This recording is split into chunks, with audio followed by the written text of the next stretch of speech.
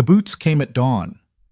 Over 200 Navy SEALs stood in formation on her front lawn, their shadows stretching across the quiet suburban street like a declaration of war.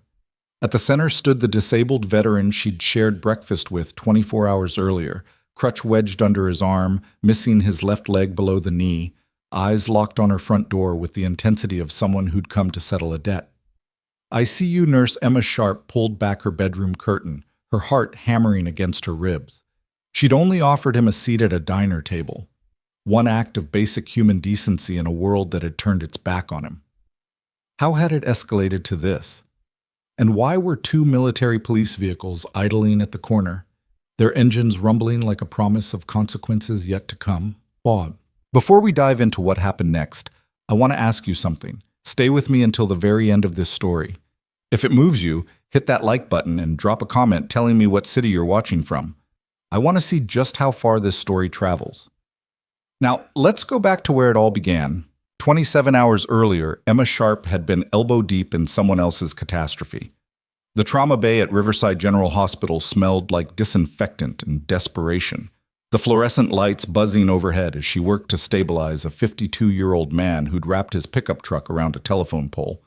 His chest was a roadmap of bruises, his breathing shallow and wet. Pneumothorax. She'd called it before the attending even looked at the x-ray. "Chest tube now," she'd ordered, her voice cutting through the chaos with the precision of someone who'd done this 1,000 times. The resident beside her fumbled with the sterile packaging, hands shaking. "Move." Emma didn't wait for permission. She prepped the site herself, made the incision, and guided the tube between his ribs with the steady confidence of someone who knew exactly how many seconds they had before the man's lung collapsed completely. 16 seconds. She'd done it in 12. By the time the attending arrived, the patient's oxygen saturation was climbing back towards safe territory. Dr. Marcus Waverly, silver-haired, perpetually annoyed, and convinced that nurses existed solely to follow his orders, glanced at the monitor and grunted. "Next time, wait for me before you make executive decisions, Sharp." Emma peeled off her gloves, her scrubs splattered with blood that wasn't hers. "Next time, show up before your patient dies." The resident's eyes went wide. Waverly's jaw tightened, but he said nothing. He never did. Emma had been at Riverside General for 6 years, longer than most of the residents and half the attendings. She knew which protocols could bend and which ones would break you.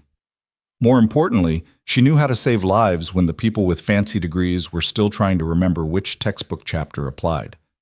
Her shift had started at 4 in the afternoon the previous day. It was now 8 in the morning. 16 hours of back-to-back emergencies, understaffed chaos, and administrative incompetence masquerading as hospital policy. Her lower back ached, her feet screamed inside her sneakers, and she'd consumed enough coffee to fuel a small aircraft. She clocked out, grabbed her jacket from her locker, and walked out into the cool morning air of Millbrook City, a mid-sized town in northern Colorado that prided itself on being authentically Western, while gentrifying faster than anyone wanted to admit. The Anchor Diner sat 3 blocks from the hospital, a relic from the 1960s with cracked vinyl booths and a neon sign that flickered like it was sending Morse code.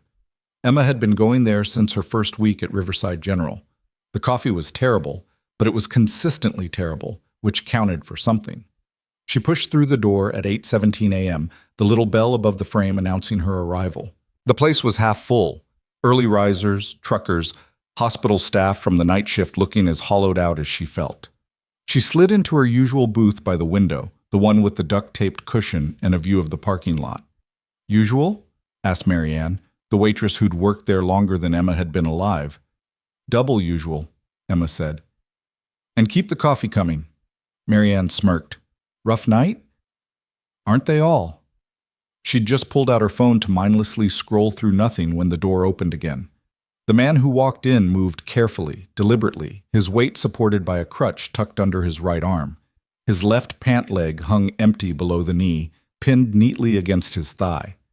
He wore a faded navy t-shirt, cargo pants, and a baseball cap pulled low over his eyes. Chief Petty Officer Derek Stone. Emma didn't know his name yet. She only saw what everyone else saw, a disabled veteran trying to find a place to sit. He approached the first booth. 2 men in business suits, laptops open, barely looked up. "Excuse me," Derek said quietly.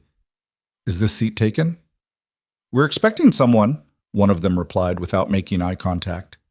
Derek nodded, moved on. The next table had a woman and her teenage daughter. He didn't even get the question out before the woman shook her head. We're about to leave. They weren't. Their food had just arrived. Derek's jaw tightened, but he kept moving. Booth after booth, table after table. The same answer delivered in different variations of discomfort and dismissal.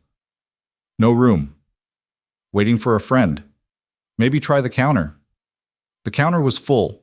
Emma watched it happen with a sinking sensation in her chest that felt too familiar, too much like the memory of her father coming home from Fallujah with a limp and a look in his eyes that said he'd left the best parts of himself in the sand. Staff Sergeant Daniel Sharp had been a Marine, a man who'd carried wounded men on his back and earned a Purple Heart for his trouble.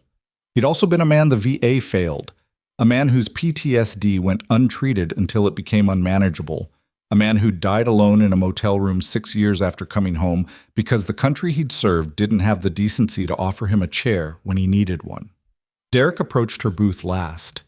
He stood there for a moment, crutch planted firmly, shoulders squared despite the exhaustion written across his face.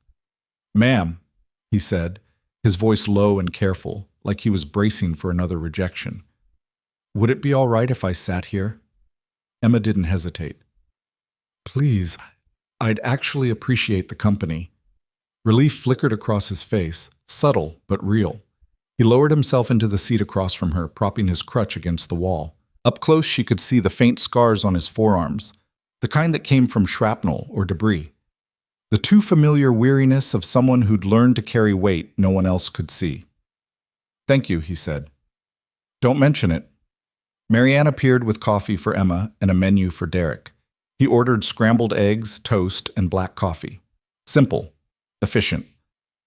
They sat in silence for a moment, the kind that wasn't awkward so much as mutually understood. Emma stirred sugar into her coffee. Derek watched the parking lot through the window. Long shift? He asked eventually. 16 hours, Emma said. Trauma unit. He nodded like he understood more than she'd said. I see you? Sometimes, depends on the day. She took a sip of her coffee. You? Just passing through, Derek said. Had some VA appointments in Denver. Figured I'd stop for breakfast before heading back. Back where? Virginia, little place outside Norfolk. A SEAL then, or former SEAL. Emma's father had taught her to recognize the quiet intensity, the controlled posture, the way operators moved through the world like they were still on mission even when they weren't. Derek's food arrived. He ate methodically, no wasted motion. Emma found herself relaxing in a way she hadn't all shift, the weight of the last 16 hours starting to lift. Can I ask you something? Derek said, setting down his fork. Sure. Why'd you let me sit here? Emma met his eyes. Why wouldn't I? Everyone else seemed to have a reason. She thought about her father, about the way people had looked at him when he came back like he was broken glass they didn't want to touch, about the quiet erosion of dignity that happened when the world decided you were inconvenient. My dad was a Marine, she said simply. I know what it looks like when people forget. Derek went very still. Then he nodded, just once, the kind of nod that carried the weight of shared understanding. They talked for another 20 minutes. About combat, not the Hollywood version, but the aftermath, the adjusting. The strange loneliness of coming home to a country that thanked you for your service and then looked away. About her father, who taught her to shoot and tie knots and recognize the difference between someone who was hurting and someone who was dangerous. About the small kindnesses that mattered more than grand gestures. When Derek reached for the check, Emma was faster. She handed Marianne her card before he could argue. You don't have to. I know, Emma said. I want to. His throat worked. Thank you. Thank you for your service, she said, and meant it in a way that went deeper than the usual platitude. They walked out together, Emma heading toward her car, Derek toward a pickup truck with Virginia plates. She was unlocking her door when the diner's front door banged open. Ralph Desmond, the owner, a thick-necked man in his 50s with a permanent scowl and a receding hairline, stood on the threshold, glaring after them. You know, he called out, loud enough to carry across the parking lot. "You really shouldn't encourage that kind of scene in my establishment." Emma turned slowly. "Excuse me?" "People come here for a quiet breakfast, not to deal with complications." Ralph's eyes flicked toward Derek with barely concealed disdain. "Bad for business." Derek's hand tightened on his crutch, but he said nothing.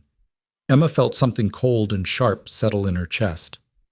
"That complication is a decorated Navy SEAL," she said, her voice dangerously calm.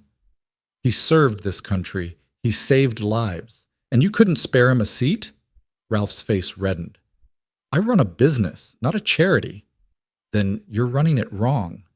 She got in her car and drove away before she said something she'd regret, her hands shaking on the steering wheel. Derek's truck pulled out behind her, heading in the opposite direction. She thought that was the end of it. 10 minutes later, while she was stopped at a red light, her phone buzzed. A text from her supervisor, Margaret Chen. "Need you to come in for a meeting, 2 p.m. today. Non-negotiable." Emma stared at the message. She'd just worked a 16-hour shift. She was supposed to have the next 2 days off. "What's this about?" The reply came fast. "Complaint filed. We'll discuss in person." The light turned green. Emma drove home on autopilot, her mind racing. A complaint? About what? She'd saved a man's life in the trauma bay. She'd followed protocol. The diner. Ralph Desmond. She parked in her driveway, sat in the car for 5 full minutes, and then forced herself to go inside. Her apartment was small, tidy, decorated with photographs of her father in uniform and national parks posters she'd collected over the years. She showered, changed into clean clothes, and tried to sleep. She couldn't. At 1:45 p.m., she walked back into Riverside General Hospital, this time through the administrative entrance. Margaret Chen was waiting in her office, a sharp-featured woman in her early 50s with reading glasses on a chain and the permanent expression of someone managing a crisis. "Sit," Margaret said. Emma sat. Margaret slid a folder across the desk. "We received a complaint this morning from Ralph Desmond, owner of the Anchor Diner. He alleges that you engaged in politically inflammatory behavior while wearing hospital-affiliated attire, specifically by making a scene regarding military service and implying discrimination." Emma's jaw dropped. "I was off the clock. I wasn't even wearing scrubs. I had my jacket on." "You were seen leaving the hospital in scrubs earlier this morning. The connection was made." "Connection to what?" "I bought breakfast for a veteran, that's it." Margaret sighed. "It's more complicated than that. Ralph Desmond's brother, Vincent Desmond, sits on the hospital's board of directors. He's pushing for disciplinary action, suspension, pending a formal review." The words hit like a physical blow. "You're kidding." "I'm not. This is insane. I didn't do anything wrong." "You made a board member's family look bad in public," Margaret said quietly. "Right or wrong doesn't always matter when politics are involved." Emma stood, her chair scraping loudly against the floor. "So I'm being punished for basic human decency?" "You're being placed on temporary suspension while we investigate the complaint. It's standard procedure." "It's bullshit." Margaret didn't disagree. "I'm sorry, Emma. I really am. But my hands are tied." Emma walked out of the office, her vision tunneling, her pulse roaring in her ears. She made it halfway to the parking lot before her pager went off. Mass casualty incident. Multiple vehicles, all hands on deck. She stopped, stared at the pager. She was suspended. She wasn't supposed to be here. But people were dying. Emma turned around and ran back inside. The emergency department was already chaos. Gurneys lined the hallways, paramedics shouting updates, residents scrambling to triage. Dr. Waverly was barking orders, his face flushed. "Sharp!" He spotted her instantly. "I don't care what your status is. Scrub in. Now!" She didn't argue. She grabbed a trauma gown, snapped on gloves, and moved into the fray. The first patient was a teenager, unconscious, skull fracture, pupils unequal. The second was a woman in her 30s, internal bleeding, pressure dropping fast. And then they brought in Derek Stone. Emma's stomach dropped. He was on a gurney, his face covered in soot and blood, his breathing labored. The paramedic rattling off his condition barely paused for breath. White male, early 30s, pulled 3 civilians from a burning vehicle before the gas tank blew. Smoke inhalation, second-degree burns on his arms and back, possible broken ribs. He refused transport until everyone else was clear. Of course he did. Emma took the head of the gurney, her hand steady even as her mind screamed, "Derek? Derek, can you hear me?" His eyes fluttered open. Recognition flickered. "The nurse." "Yeah, the nurse. You're going to be fine, but I need you to stay with me." "Civilians first." "They're fine. You got them out. Now let me get you stable." She worked fast. Airway assessment, oxygen mask, IV line, pain management. His vitals stabilized, but the burns needed treatment, and his lungs needed monitoring. She moved him toward a treatment room just as the main doors burst open again. But this time, it wasn't paramedics. It was a SEAL team. 6 operators in full tactical gear, moving with the precision of men who'd done this 1,000 times, scanning the room like they were clearing a hostile building. The lead operator, tall, broad-shouldered, with a close-cropped beard and eyes like flint, approached the nurse's station. "Where's Chief Petty Officer Derek Stone?" he demanded. A nurse pointed toward Emma's treatment room. The operator's gaze swung to Emma, then to Derek on the gurney. He stepped inside, his team fanning out behind him. "Chief," he said, his voice low and urgent. "You good?" Derek managed a weak grin. "Been better, Commander." The commander turned to Emma. "You treating him?" "Yes." "Then you just became the most important person in this building." Emma blinked. What?" The commander pulled out his phone, made a call, and spoke in clipped, efficient sentences. "Stone is stable. Civilian nurse has him.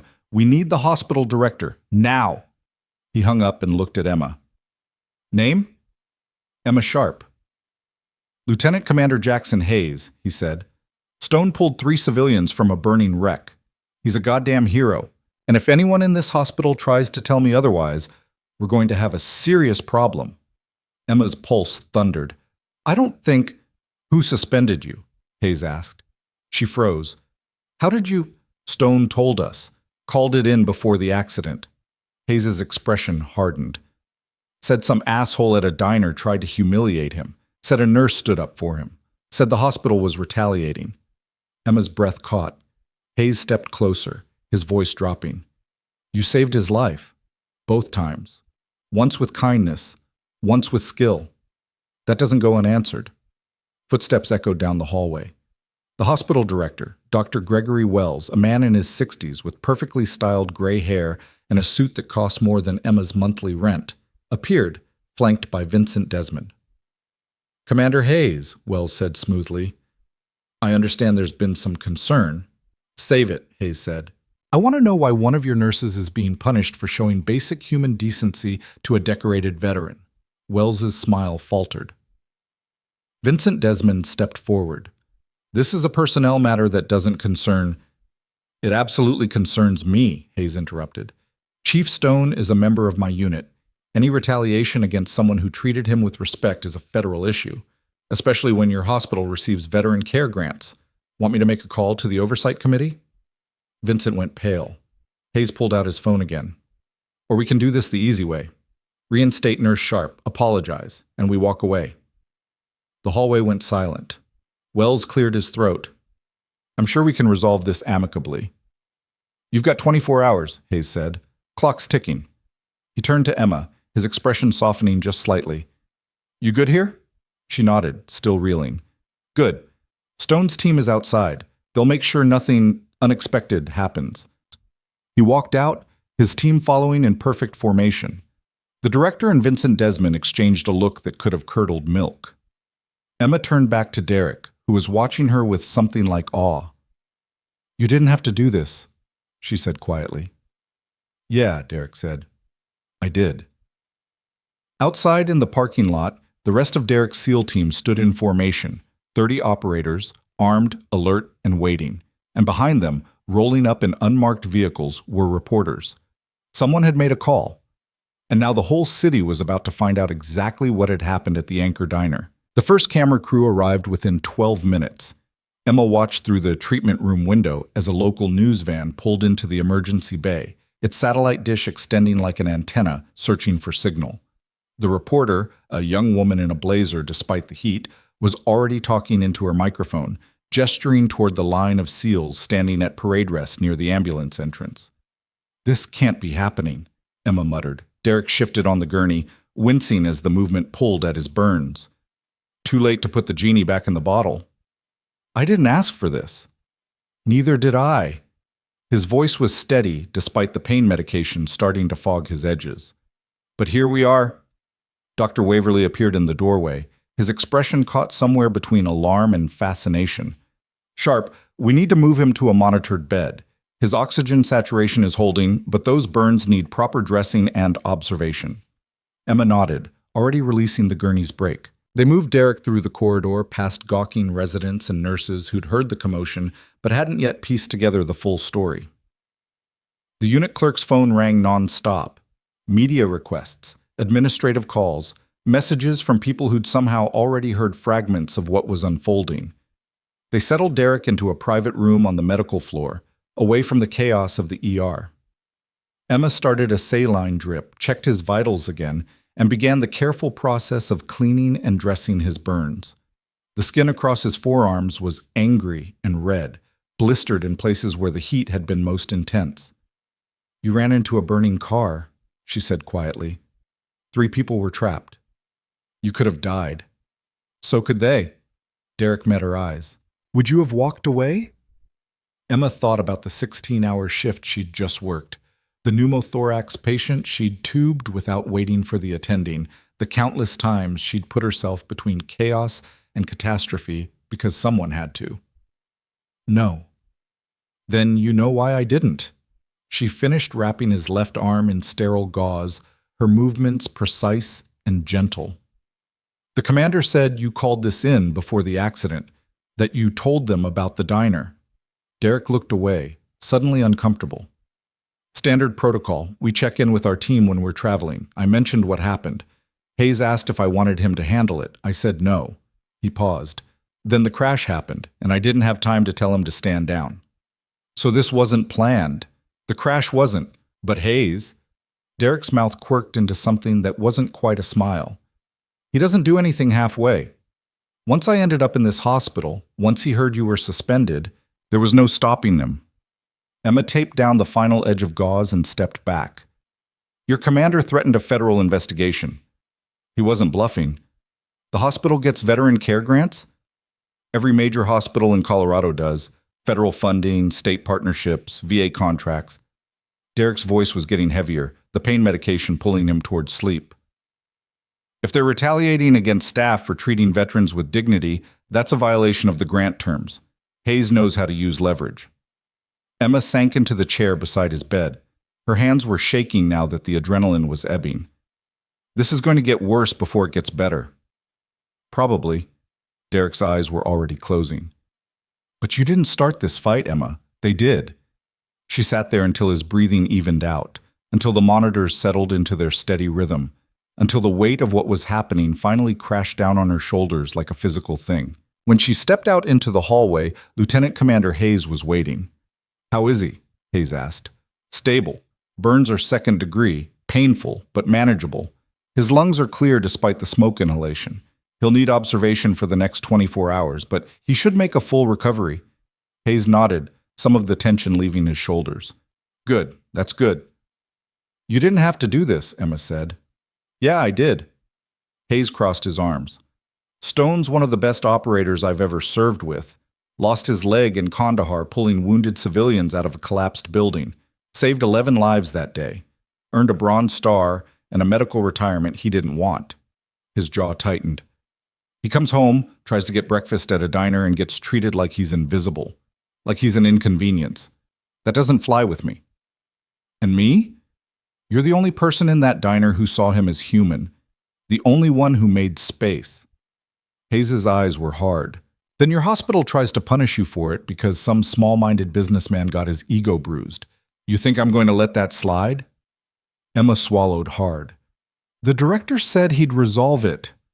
"Wells is a bureaucrat. He'll say whatever keeps the peace until he can figure out how to make this go away quietly." Hayes pulled out his phone, showed her the screen. It was a news article, already posted online. "Navy SEAL hero discriminated at local diner, suspended nurse saves his life." hours later. The photo showed Derek being wheeled into the hospital, Emma visible in the background, her face set in concentration. Below it, a second photo, the SEALs standing in formation outside the emergency entrance. "This isn't going away quietly," Hayes said. "It's already trending on social media. Veterans groups are picking it up. By tonight, this will be national." Emma's stomach dropped. "I don't want to be famous." "Too bad. You're the face of this story now." Hayes pocketed his phone. "But you're not alone. My team stays until this is resolved. Anyone gives you trouble, you call me directly." He handed her a card with his number. "I mean it. Anyone." He walked away, his boots echoing down the corridor with the same measured cadence as his operators outside. Emma stared at the card in her hand. 24 hours ago, she'd been an ICU nurse with a suspended license and a quiet life. Now she was at the center of a media storm involving military special operations, hospital politics, and the kind of attention that made her skin crawl. Her phone buzzed. A text from her friend and fellow nurse, Rachel Kim. "Holy shit, Em. You're on the news. Are you okay?" Then another, from a number she didn't recognize. "You're a hero. Thank you for standing up for our veterans." And another, "Stuck-up bitch. You just wanted attention. Hope you lose your job." Emma turned off her phone. By 6 p.m., the hospital's parking lot looked like a media circus. 7 news vans, reporters conducting interviews with anyone who'd talk, camera crews filming B-roll of the building's exterior. Hospital security had set up barricades to keep them away from the entrances, but they couldn't stop the coverage. Emma stayed in Derek's room, monitoring his condition, adjusting his medication, avoiding the windows. Dr. Waverly stopped by twice, said nothing about the suspension, and left again without meeting her eyes. Margaret Chen sent a terse email. "Board meeting tomorrow, 9 a.m. Your presence is required." No apology, no acknowledgement of what had happened, just a summons. Emma was checking Derek's IV when the door opened and a woman in an expensive pantsuit walked in. She was in her 40s, blonde, with the kind of polished confidence that came from years of controlling narratives. "Miss Sharp, I'm Caroline Fletcher, Hospital Public Relations." She extended a hand that Emma didn't shake. "We need to talk about how you're going to handle media requests." "I'm not." Caroline blinked. "Excuse me?" "I'm not handling media requests. I'm not giving interviews. I'm not making statements." Emma kept her voice level. "I'm a nurse doing my job. That's all. With respect, this situation has escalated beyond your personal preferences. The hospital's reputation is at stake." "The hospital's reputation?" Emma turned to face her fully. "Your director suspended me for buying a veteran breakfast. Your board member's brother filed a bogus complaint because I called out his discrimination, and now you want me to help you spin this?" Caroline's smile tightened. "We want to present a unified front. Show that Riverside General supports both our staff and our veteran patients. Then reinstate me, publicly, and issue an apology to Chief Stone for what happened at that diner." "That's complicated." "No, it's simple. You're just more worried about protecting Vincent Desmond than doing the right thing." Caroline's professional mask slipped, revealing something colder underneath. "Be very careful, Miss Sharp. You may have social media on your side right now, but public opinion is fickle. The hospital has lawyers, resources, connections. If you push too hard, you might find yourself not just suspended, but unemployable." Emma stepped closer, her voice dropping to something quiet and dangerous. "Is that a threat?" "It's a reality check." "Then here's mine. I'm not scared of your lawyers or your connections or your carefully crafted PR statements. I did nothing wrong. And if you think you can bully me into silence, you're about to learn exactly how wrong you are." Caroline's jaw tightened. She turned and walked out without another word. Emma's hands were shaking again. She sat down, pressed her palms against her thighs, and forced herself to breathe. Behind her, Derek's voice was rough with sleep and medication. "You're tougher than you look." She turned. He was watching her, his eyes clearer than they'd been an hour ago. "I thought you were asleep." "Drifting in and out. Heard enough." He shifted, grimacing. "Fletcher's a piece of work. She tried to get me to sign a release form when they first brought me in. Something about not holding the hospital liable for pre-existing conditions." You're kidding. Wish I was. I told her where she could file it. Derek managed a weak grin. Hayes threatened to have his JAG officer review every form in this place. She left pretty quick after that. Emma felt something loosen in her chest, a laugh that was half exhaustion and half disbelief. This is insane. Yeah, Derek's expression sobered. But it's also important. What happened at that diner? That happens to veterans every day. We get thanked for our service, then treated like we're broken or inconvenient or too complicated to deal with. Most of the time, nobody notices. Nobody cares. He paused. You cared. And now people are paying attention.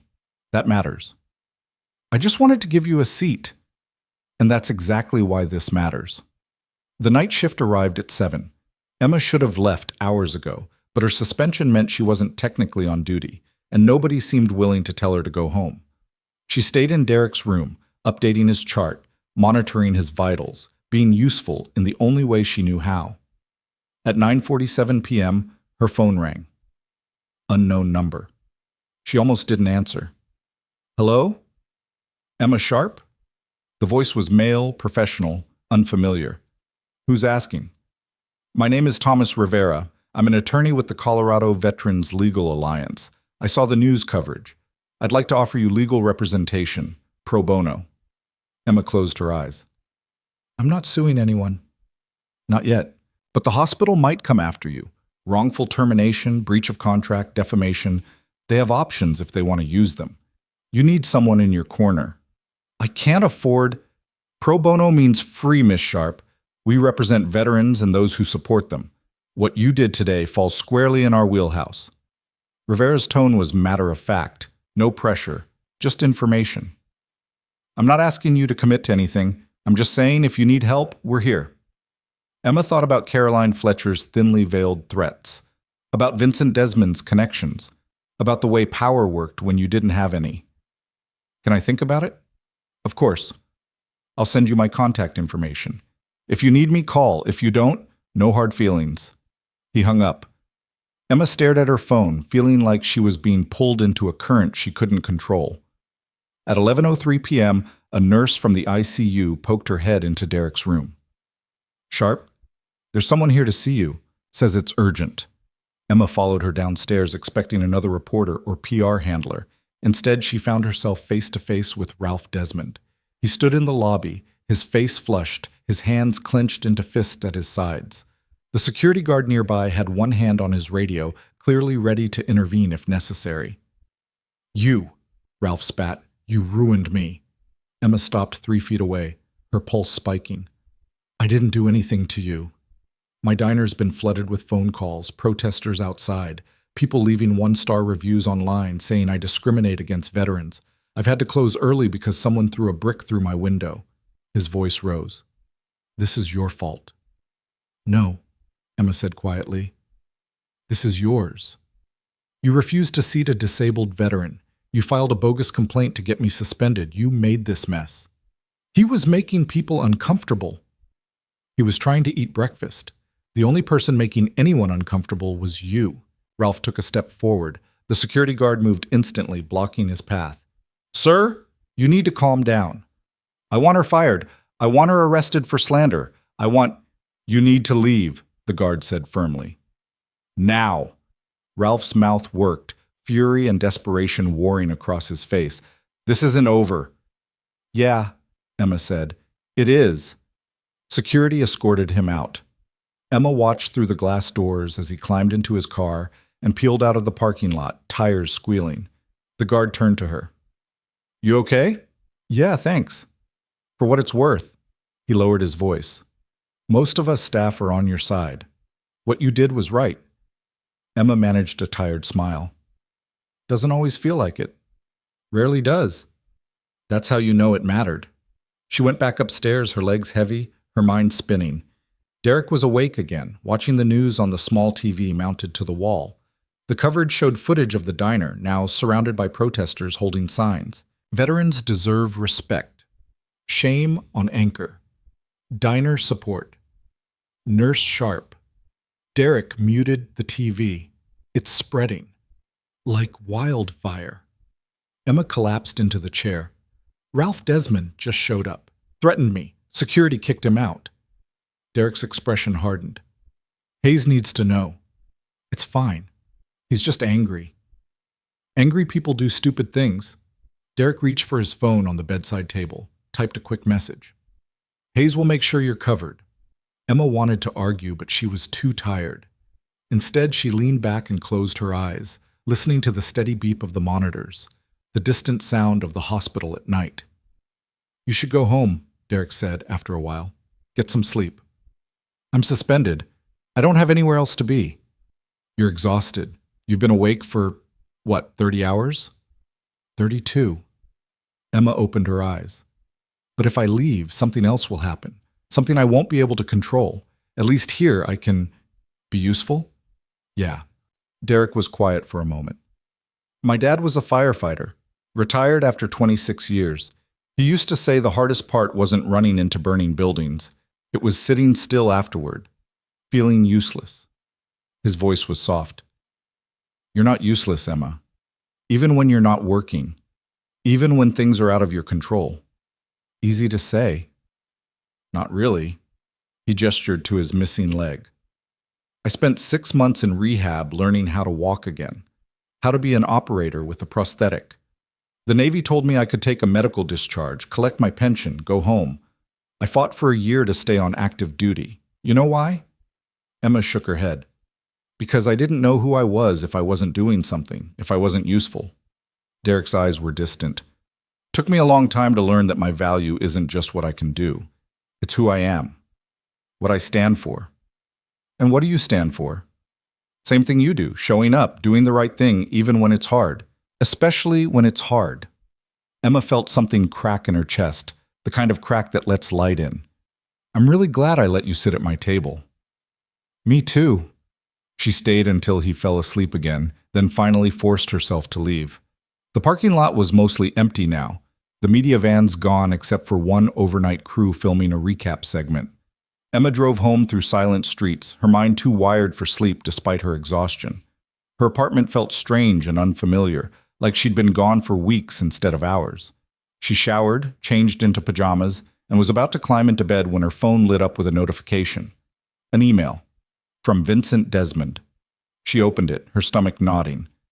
Miss Sharp, I understand you believe you acted appropriately in your encounter with my brother and the subsequent events at Riverside General. However, you have caused significant reputational and financial harm to both his business and this hospital's standing in the community. I strongly advise you to consider the consequences of your continued involvement in this matter. A public apology and acknowledgement of wrongdoing would go a long way toward resolving this situation amicably. Failure to cooperate will result in the hospital pursuing all available legal and professional remedies, including permanent termination and potential civil action. Sincerely, Vincent Desmond, Board Director, Riverside General Hospital. Emma read it twice. Then she forwarded it to Thomas Rivera with a single line.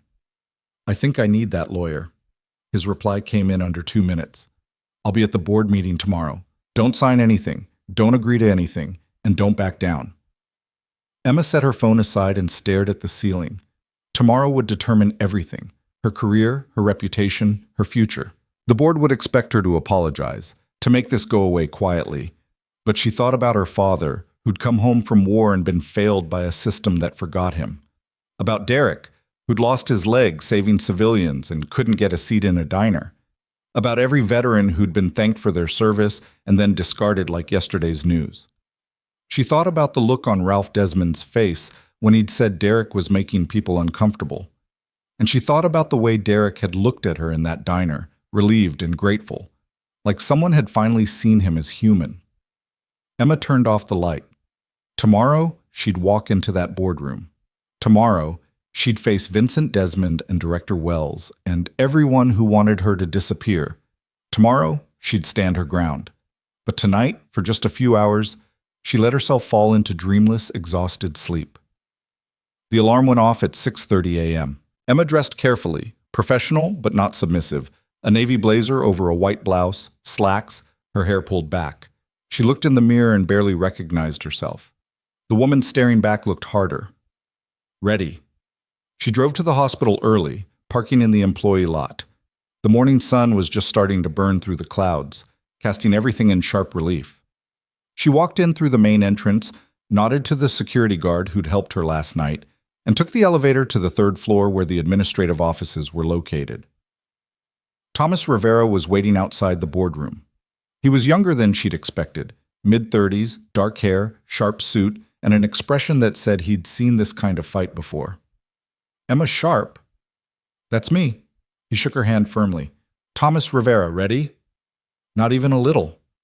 Good. Means you're paying attention. He gestured to the closed boardroom door. They're going to try to intimidate you. They'll use corporate language, veiled threats, maybe even fake sympathy. Don't fall for it. Stick to the facts. Don't apologize for anything, and let me handle the legal angles. What if they fire me? Then we sue. Wrongful termination, retaliation, violation of whistleblower protections. We'll bury them in paperwork. Rivera's smile was sharp. But they won't fire you. Not today. Not with the media watching.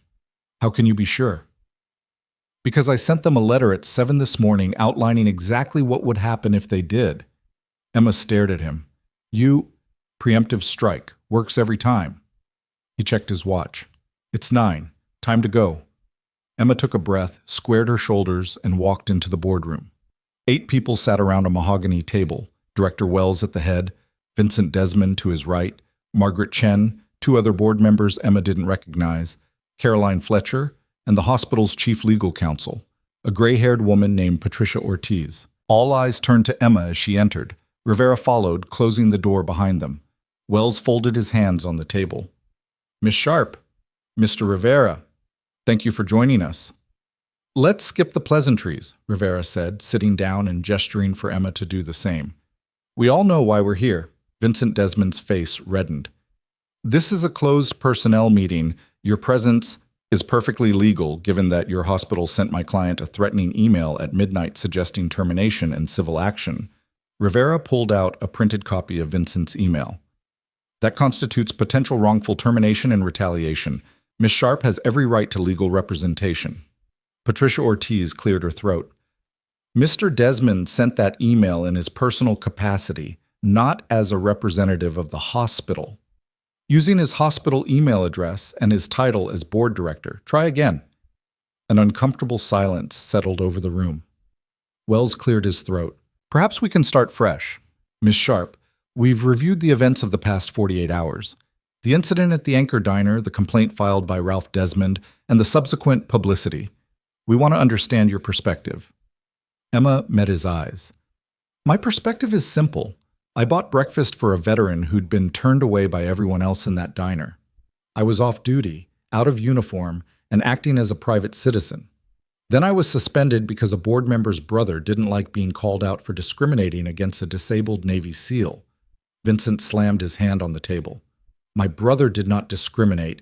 He refused to seat Chief Petty Officer Derek Stone because of his disability and veteran status. He made it clear that Stone's presence was bad for business. Then he filed a false complaint to retaliate against me for standing up for him.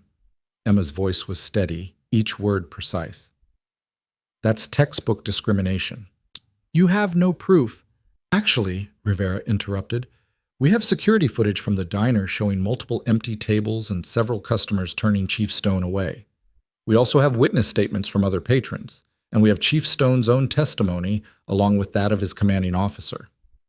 Vincent's face went from red to purple. That footage is private property. Released by your brother's insurance company as part of their investigation into the brick-throwing incident. Public record now. Rivera smiled. Funny how these things work out. Wells raised a hand. Gentlemen, please, let's stay focused. He turned to Emma. Miss Sharp, regardless of the circumstances, your actions have created a significant public relations challenge for this hospital. We're receiving threats. Protests are planned outside the building, and our donors are asking questions. Then maybe you should have thought about that before suspending me. Margaret Chen spoke for the first time. Emma, nobody's questioning your clinical skills or your dedication, but you have to understand, this has become bigger than one incident. The hospital's reputation is built on treating patients with dignity and respect. Emma interrupted. Including veterans.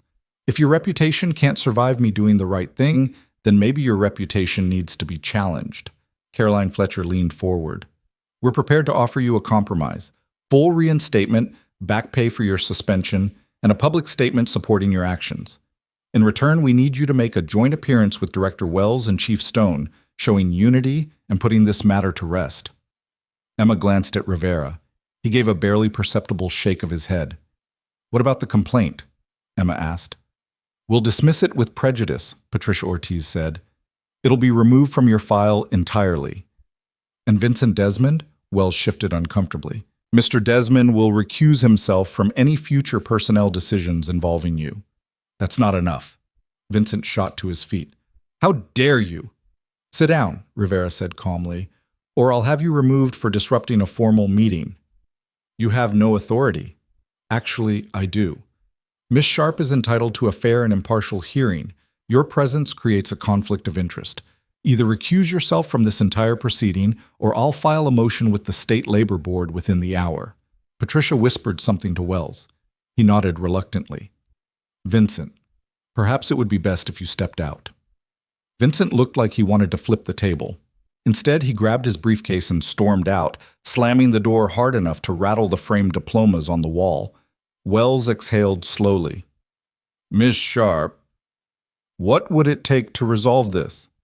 Emma thought about Derek lying in a hospital bed upstairs, about her father, who'd deserved better, about every person who'd been dismissed or diminished because they weren't convenient enough, profitable enough, easy enough. Full reinstatement with back pay. Public apology from the hospital acknowledging that my suspension was unjustified. A formal investigation into the complaint process to ensure this doesn't happen to anyone else. She paused. And you establish a veteran care ombudsman position to handle complaints and ensure veterans are treated with dignity. Fund it properly. Staff it with someone who actually cares. Wells blinked. That's quite a list. Those are my terms. And if we refuse, Rivera spoke before Emma could, then we file suit for wrongful termination, retaliation, and violation of federal veteran care grant terms. We request a full audit of your grant compliance, and we make sure every veteran organization in the country knows that Riverside General punishes staff for treating veterans with respect. He leaned back in his chair. Your choice. The room went silent except for the hum of the air conditioning. Patricia Ortiz looked at Wells. Wells looked at the other board members. Margaret Chen looked at Emma with something that might have been respect. Give us 15 minutes, Wells said finally. Emma and Rivera stepped out into the hallway. Her hands were shaking, adrenaline flooding her system. You did good, Rivera said. I think I'm going to throw up. Also normal? He checked his phone. By the way, you should know, there are about 50 veterans outside the hospital right now. They're planning a demonstration of support. Lieutenant Commander Hayes organized it. Emma's eyes went wide. What?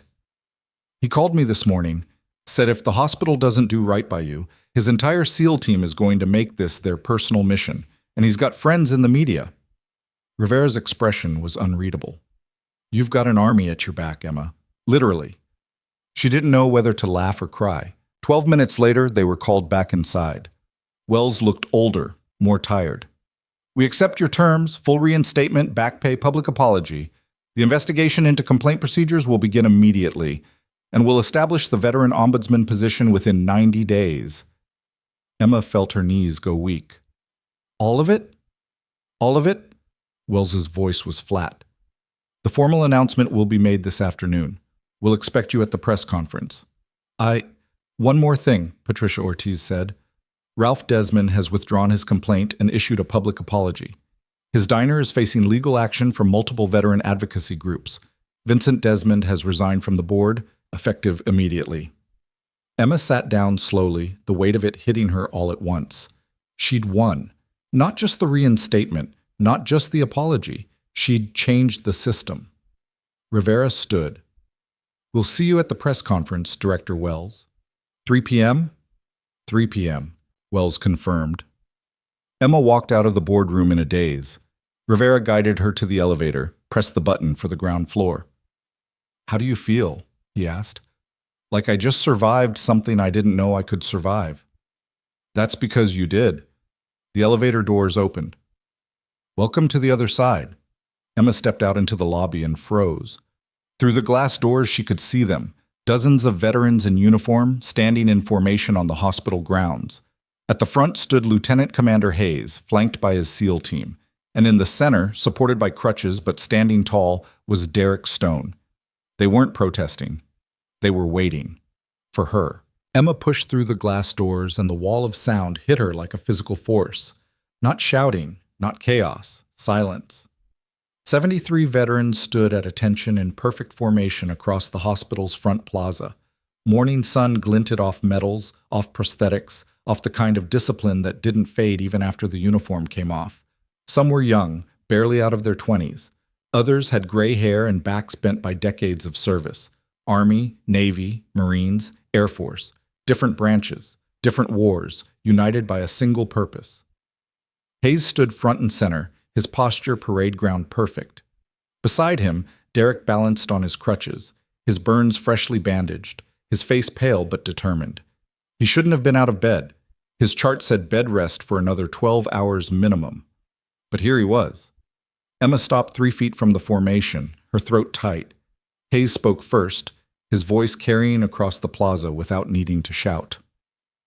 Nurse Emma Sharp, on behalf of Naval Special Warfare Command and every veteran standing here, we want you to know something. He took one step forward. You saw us when others looked away. You made space when others closed doors. You stood your ground when others tried to make you kneel. His eyes were steel and honor. That doesn't go unnoticed. That doesn't go unanswered. Derek shifted his weight, grimacing but steady. You saved my life twice, Emma. Once with kindness, once with your skills. I don't have the words to repay that. You don't owe me let me finish. Derek's voice was quiet but absolute. You reminded me that there are still people who see us as human, not damaged goods, not charity cases, not political statements. He paused, something raw crossing his face. Just people who deserve a seat at the table. Emma's vision blurred. She blinked hard, refusing to let the tears fall. Not here. Not in front of cameras she could now see positioned on the periphery, reporters filming everything. Hayes continued. We understand you've been reinstated. We understand the hospital has agreed to changes. That's a victory. But victories don't happen in isolation. He gestured to the formation behind him. Every person here volunteered to stand with you today. To show this hospital, this city, and anyone watching that when someone stands up for veterans, we stand up for them. A woman in her 50s stepped forward from the third row, her left arm ending at the elbow.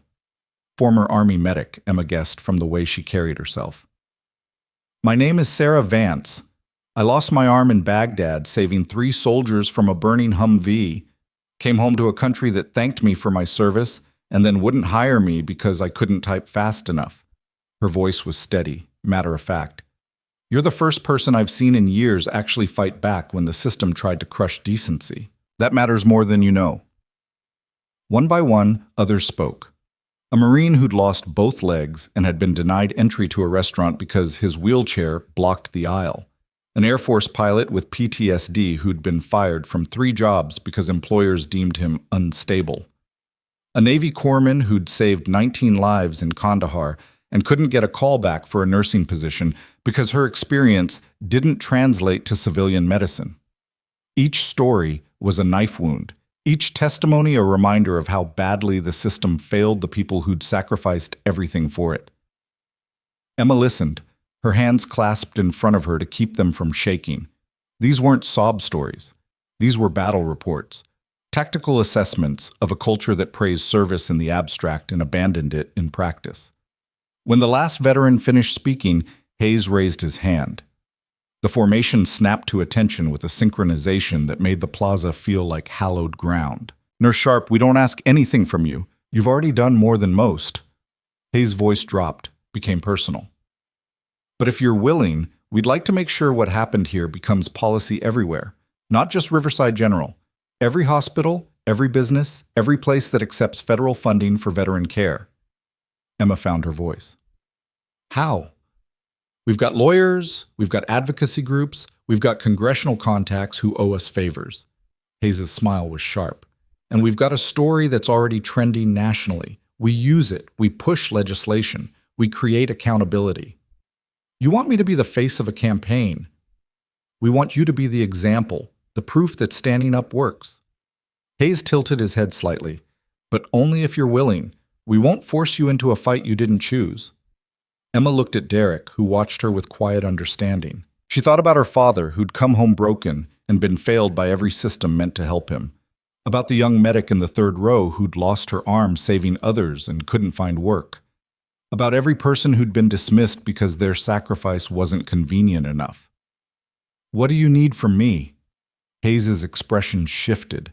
Satisfaction mixed with something deeper. Respect. Show up. Tell your story. Let us amplify it. The rest, we handle. When? Press conference is at 3. After that, we've got congressional staffers reaching out for testimony. Advocacy groups want interviews, media requests from 6 different states. Hayes checked his watch. You've got 5 hours to decide how far you want to take this. Emma's mind raced. 5 hours ago, she'd been suspended, facing termination and a destroyed career. Now she was being offered a platform that could reach millions. The whiplash was dizzying, but underneath the fear and uncertainty was something else, something that felt like purpose. I need to check on my patients first, she said. Of course. Hayes stepped aside, the formation parting to create a path back to the hospital entrance. We'll be here when you're ready. Emma walked through the corridor of veterans, each one nodding or saluting as she passed. Derek caught her eye as she reached the door. You okay? He asked. Ask me in 5 hours. She went back inside, rode the elevator to the 4th floor, and found Rachel Kim waiting by the nurse's station. Her friend's eyes were red-rimmed, her expression were going to fire you.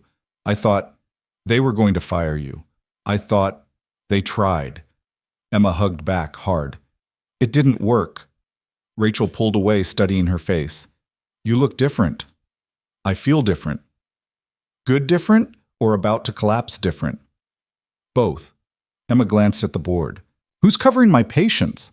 Waverly's been doing rounds himself, hasn't complained once. I think he's scared the SEALs are going to audit his clinical decisions. Rachel's smile was wicked. Also, Margaret wants to see you. She's in her office. Emma found Margaret Chen sitting at her desk, staring at her computer screen like it held answers to questions she hadn't figured out how to ask yet. The supervisor looked up when Emma knocked. Come in. Close the door. Emma obeyed, sat down without being invited. Margaret removed her reading glasses, rubbed the bridge of her nose. I owe you an apology. Yes, you do. I should have fought harder when Vincent pushed for your suspension.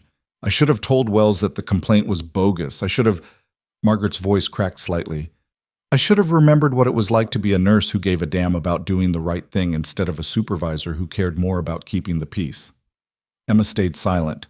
My sister's husband is a Marine, Margaret continued. 2 tours in Iraq. Came home with a traumatic brain injury and couldn't hold down a job because his memory was unreliable. He tried to get help through the VA and got lost in bureaucracy for 8 months. She met Emma's eyes. He killed himself 3 years ago. My sister found him in their garage. The air left the room.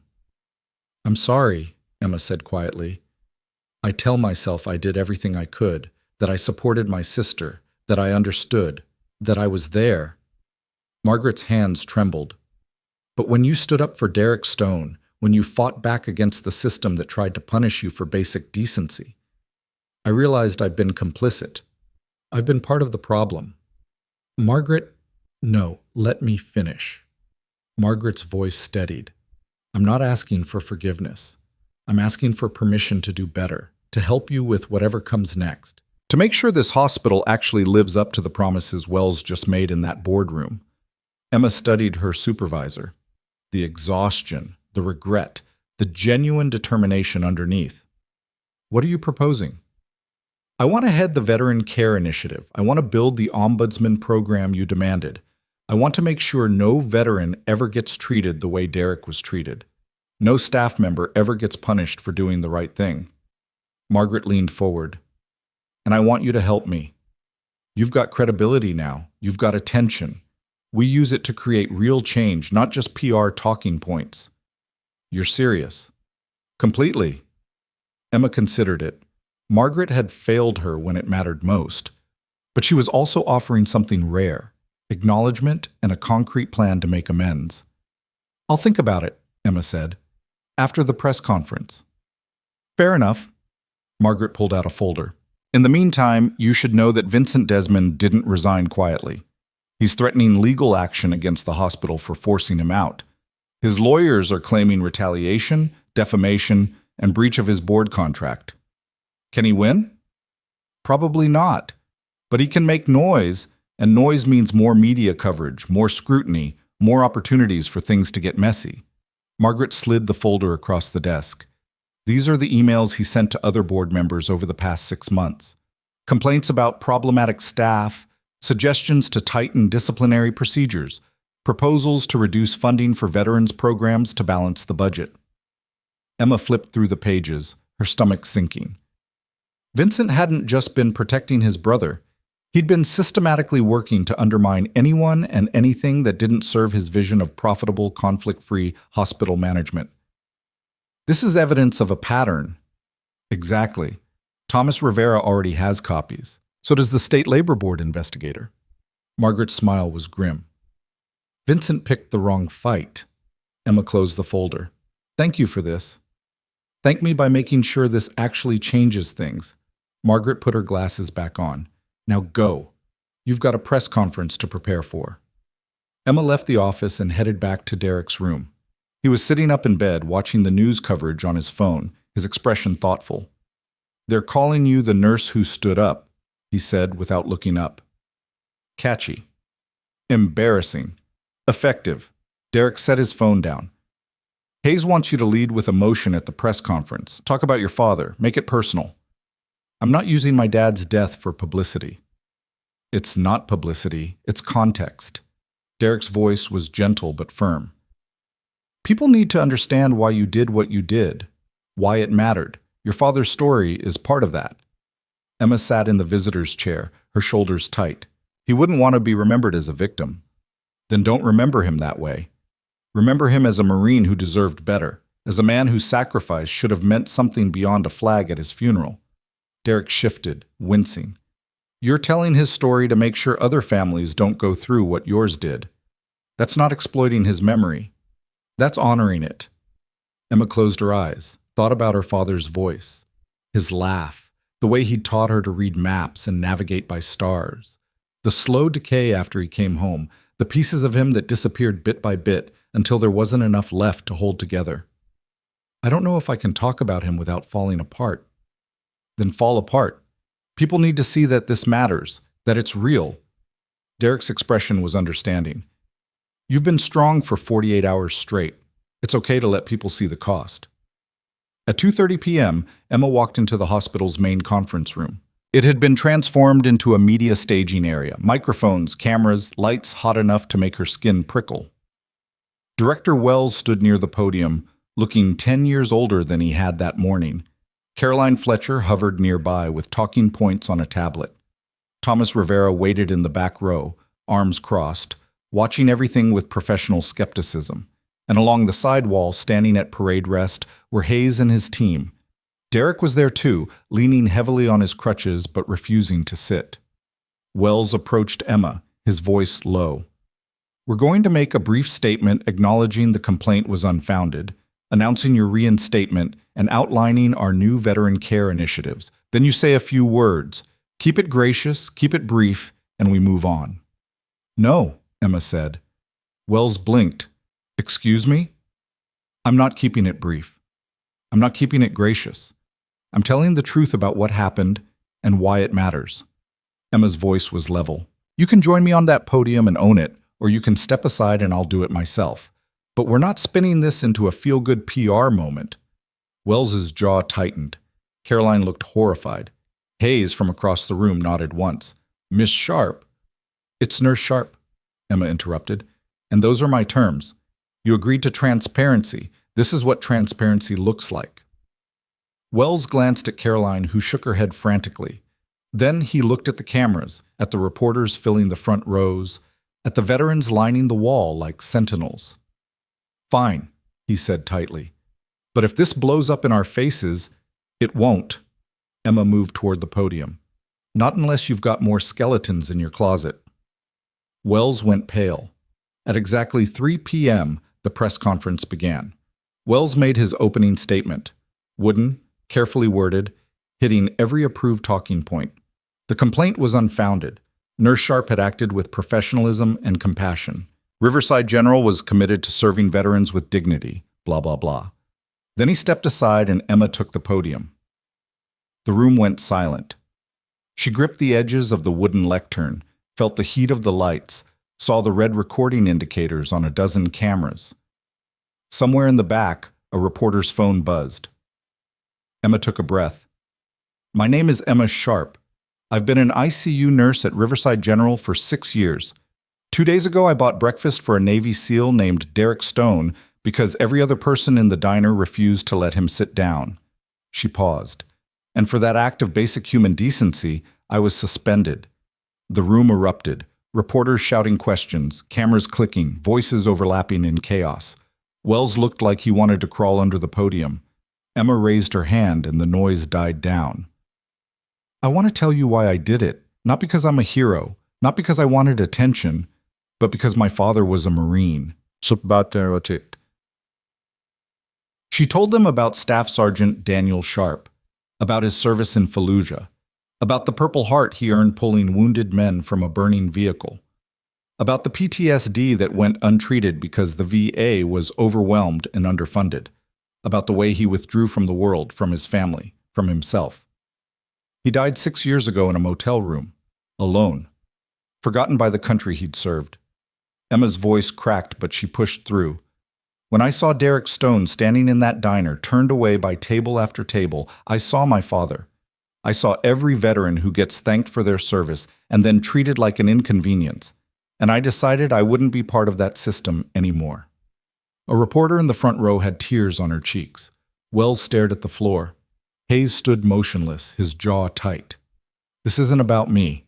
It's about a culture that praises sacrifice in speeches and ignores it in practice. It's about hospitals and businesses and institutions that take veteran care funding and then punish staff who actually try to provide that care." Emma's hands were steady now, her voice clear. "Riverside General tried to silence me because it was easier than confronting their own failures. They failed." She looked directly at the camera from the largest network station. "To every veteran watching this, you deserve better. To every healthcare worker who's been told to stay quiet about injustice, speak up anyway. To every person who's ever wondered if standing up matters, it does. It always does." Emma stepped back from the podium. The room exploded with questions. What happens next? Are you suing the hospital? What do you say to Vincent Desmond? Emma ignored them all. She walked past Wells, past Caroline's horror-struck expression, past Rivera's approving nod. She walked straight to Derek. "How'd I do?" she asked quietly. "You just changed the conversation." Derek's smile was genuine. "Well done." Hayes moved in, his voice low enough that only Emma and Derek could hear. "We've got congressional staffers waiting to talk to you. 3 veteran advocacy organizations want you for their campaigns, and the VA Secretary's office just reached out." Emma's head spun. "The VA Secretary?" "Apparently she's a Navy veteran herself. She wants to use your story to push for funding increases and reform legislation." Hayes' expression was unreadable. "You just became the most valuable asset the veteran community has had in years." "I don't want to be an asset. I want to be a nurse." "Then be both." Hayes gestured to the chaos behind them. "You've got leverage now. Use it to make sure other nurses don't get punished for doing their jobs. Use it to make sure other veterans don't get turned away from diners and businesses. Use it to matter." Emma looked back at the press conference. Wells was trying to regain control, stammering through non-answers. Reporters were already typing on their phones, filing stories that would go live within minutes. Outside the windows, she could see more veterans gathering. Word had spread, bringing people from across the state to stand in solidarity. "This is going to get bigger, isn't it?" she said. "Much bigger." Derek adjusted his crutches. "Question is, are you ready for it?" Emma thought about her father, about the way he'd taught her to stand her ground, even when it was hard, especially when it was hard. "Yeah," she said, "I'm ready." The next 3 hours were a blur. Interviews with sympathetic reporters, conference calls with advocacy groups, a private meeting with 2 congressional aides who promised to introduce legislation requiring transparency in veteran care complaints. Rivera handled the legal angles. Hayes coordinated media strategy. Margaret Chen took notes and made plans for the hospital's new ombudsman program. By 7 p.m., Emma was exhausted down to her bones. She was in a private office, drinking terrible coffee and reviewing talking points for a morning show interview when Rachel burst in. "Em, you need to see this." Rachel turned on the TV. The local news was covering a developing story. Ralph Desmond's diner was burning. Flames poured from the windows, black smoke billowing into the evening sky. Fire crews battled the blaze while police held back crowds. The news anchor's voice was tense. Authorities are investigating whether this fire is connected to ongoing protests against the Anchor Diner, following allegations of discrimination against a disabled Navy SEAL. The fire department reports that accelerants were found at the scene, suggesting possible arson. Emma's coffee cup slipped from her hand, hitting the floor with a dull thud. "Oh no," she whispered. Rachel grabbed her arm. "Em, people are going to blame you. They're going to say the protests went too far, that you incited violence." "I didn't." But Emma's mind was already racing through the implications. The veterans who'd stood outside the diner with signs. The angry phone calls Ralph had mentioned. The brick through his window. Someone had taken it too far. And she was about to become responsible for it, whether she'd intended it or not. The office door opened. Hayes stood there, his expression grim. "We've got a problem," he said. "I saw. It's worse than you think." Hayes pulled up something on his phone, showed her. It was a social media post from an anonymous account. "Justice for veterans. Burn the bigots out." Attached was a photo of Ralph Desmond's diner with a target painted over it. "When was this posted?" Emma asked, her voice hollow. 3 hours ago, before the fire started." Hayes's jaw was tight. "Police are going to want to talk to you. Media is going to ask if you condone this. Vincent Desmond is already calling it terrorism." Emma sank into a chair. In 48 hours, she'd gone from suspended nurse to national symbol to potential scapegoat for arson. "I never wanted this," she said. "I know." Hayes crouched beside her chair. "But wanting doesn't matter now. What matters is how you respond. How do I respond to something I didn't do? Something I never asked for? By being clear about where you stand. By condemning violence while maintaining your position on the discrimination issue. By refusing to let this derail the actual conversation." Hayes's voice was firm. "You didn't set that fire, Emma. Some angry idiot did. Don't let them turn you into the villain." But Emma knew how these things worked. She'd watched enough news cycles to understand that nuance died in sound bites, that complex situations got reduced to tribal battles, that the story would become "Nurses' Crusade leads to arson" instead of "Veteran discrimination exposed." Her phone rang. Unknown number. She almost didn't answer. "Hello? Emma Sharp?" The voice was male, controlled, professional. "This is Detective Marcus Wright with Millbrook City Police. I need you to come down to the station for a statement regarding the fire at Anchor Diner." Emma's heart hammered. "Am I being charged with something?" "Not at this time, but we're investigating possible connections between the protests you've been associated with and tonight's arson. Your cooperation would be appreciated. I'll be there within the hour." She hung up. Hayes was already on his phone, calling Rivera. Rachel paced the small office, her face pale. Emma stood, smoothed her blazer, and forced herself to think clearly. She hadn't set the fire. She hadn't called for violence. She'd called for accountability and dignity. But someone had twisted her message into justification for destruction, and now she had to face the consequences of a movement she'd never meant to start. The police station was a squat brick building downtown, its parking lot flooded with media vans and protesters on both sides, veterans supporting Emma, local business owners condemning the arson. Emma walked through the gauntlet with Hayes and Rivera flanking her, cameras tracking every step. Inside, Detective Wright was a barrel-chested man in his 50s with graying temples and eyes that had seen too much. He led them to an interview room, gestured for Emma to sit. "For the record, you're here voluntarily," Wright said. "You're not under arrest. You can leave at any time." "Noted," Rivera said, sitting beside Emma. Wright opened a file. "Tell me about your relationship with Ralph Desmond." "I don't have one. I met him once at his diner 2 days ago." "And what happened during that meeting?" Emma recounted the story, Derek being turned away, her sharing her table, Ralph's comment in the parking lot. She kept her voice steady, clinical, like she was reporting a patient's symptoms. Wright took notes. "And after that?" "He filed a complaint with my hospital. I was suspended. Then the story went public." Emma met his eyes. "I had nothing to do with what happened to his diner." "Did you encourage protests?" "No. Veterans organized themselves. I wasn't involved." "But you benefited from the publicity," Rivera cut in. "Detective, is my client being accused of something specific, or are we fishing?" Wright leaned back. "Someone set fire to Ralph Desmond's business. That same business was the center of protests stemming from Miss Sharp's allegations. I'm trying to establish whether there's a connection." "The connection is that Ralph Desmond discriminated against a disabled veteran and then tried to retaliate against the person who called him out," Emma said quietly. "What happened tonight is awful. It's criminal, and I condemn it completely. But it's not my fault. Tell that to Ralph Desmond. He's in the hospital being treated for smoke inhalation. He went back inside to try to save his restaurant." Emma's stomach turned. "Is he okay?" "He'll survive, but his business is gone.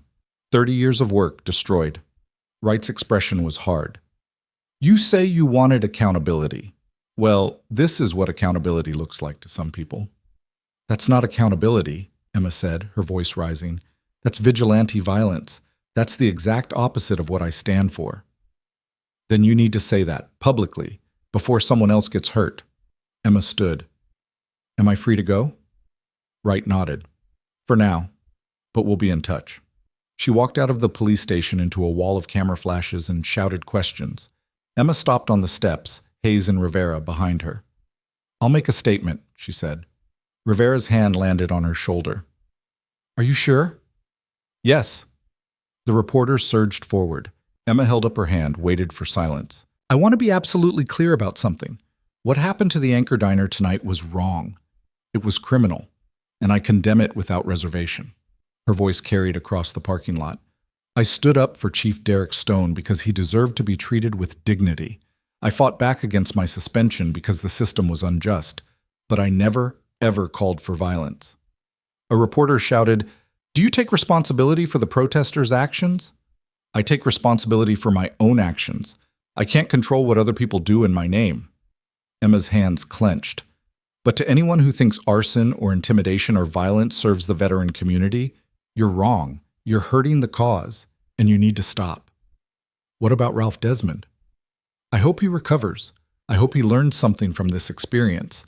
But I will not apologize for calling out discrimination just because someone else took things too far." She turned and walked to Hayes's truck, ignoring the shouted follow-up questions. Inside the vehicle, the silence was heavy. "That was good," Rivera finally said. "Direct, condemning the violence without backing down from your position. The media will eat it up." "I don't care what the media thinks," Emma said. "Someone almost died tonight." "Yeah." Hayes pulled out of the parking lot. "And tomorrow, we figure out who's responsible." They drove back to the hospital where Derek was waiting in his room, watching news coverage on his tablet. He looked up when Emma entered. "You okay?" he asked. "No?" Emma collapsed into the visitor's chair. "This is spiraling. I just wanted to do the right thing, and now there's arson and police investigations, and people are getting hurt." "That's not on you, isn't it? If I hadn't made a scene, if I just paid for breakfast and walked away, then Ralph Desmond would still be discriminating against veterans. Your hospital would still be retaliating against staff who speak up, and nothing would change." Derek set his tablet aside. "You lit a match, Emma. Other people poured gasoline. That's not the same thing." Emma put her head in her hands. "I don't know how to do this. How to be the person everyone thinks I am." "You don't have to be. You just have to be yourself. The same person who shared her table and stood her ground." "And if that's not enough?" Derek was quiet for a long moment. Then we figure it out together. Emma looked up, saw the exhaustion on his face, the pain he was pushing through, the determination underneath it all. You should be resting, she said. So should you. Touché. Her phone buzzed. A text from an unknown number. You think you're a hero? You're just a troublemaker who destroyed an innocent man's livelihood. Watch your back. Emma stared at the message, her blood going cold. Then another text came through. And another. All threatening. All anonymous. All filled with the kind of rage that didn't care about truth or nuance or justice. Derek saw her expression. What is it? Emma showed him the phone. His face went hard. Hayes needs to see this. Now. Within 20 minutes, Hayes had coordinated with hospital security to establish a protective detail. 2 of his team members would rotate shifts outside Emma's apartment. The police were notified about the threats. Rivera started paperwork for a restraining order against unknown parties, but the damage was done. Emma Sharp, the nurse who'd stood up for a veteran, was now a target. And somewhere in Millbrook City, someone was watching, waiting, planning their next move. The threats didn't stop. By midnight, Emma had received 47 messages across 3 different platforms: text, email, social media. Some were crude and vulgar. Others were disturbingly specific, mentioning her apartment address, her car, the route she took to work. Hayes' security team cataloged each one, forwarding everything to Detective Wright and the FBI's Cybercrimes Division. Emma sat in Derek's hospital room because her own apartment felt too exposed, too vulnerable.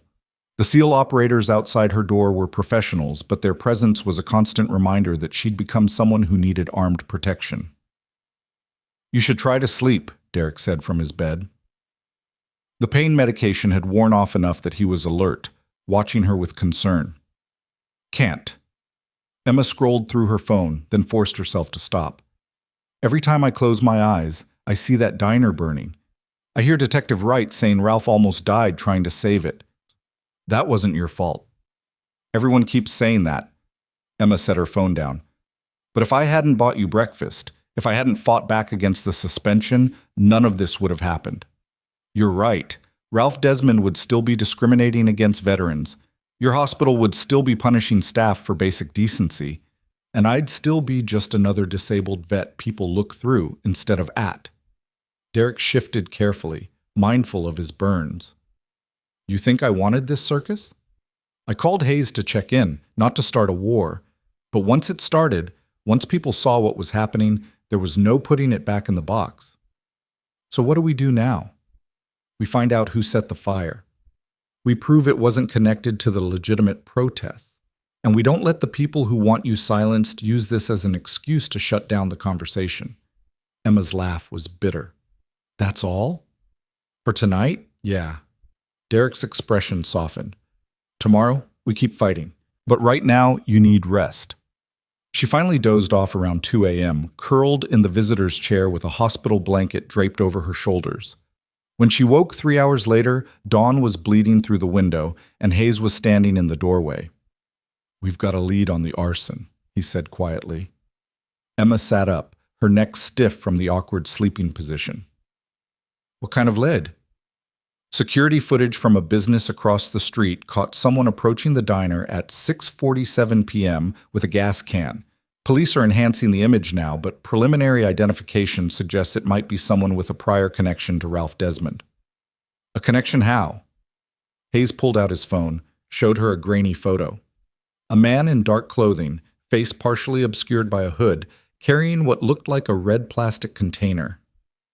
Detective Wright thinks it could be an employee Ralph fired 3 months ago. Guy named Marcus Webb. He's got a criminal record.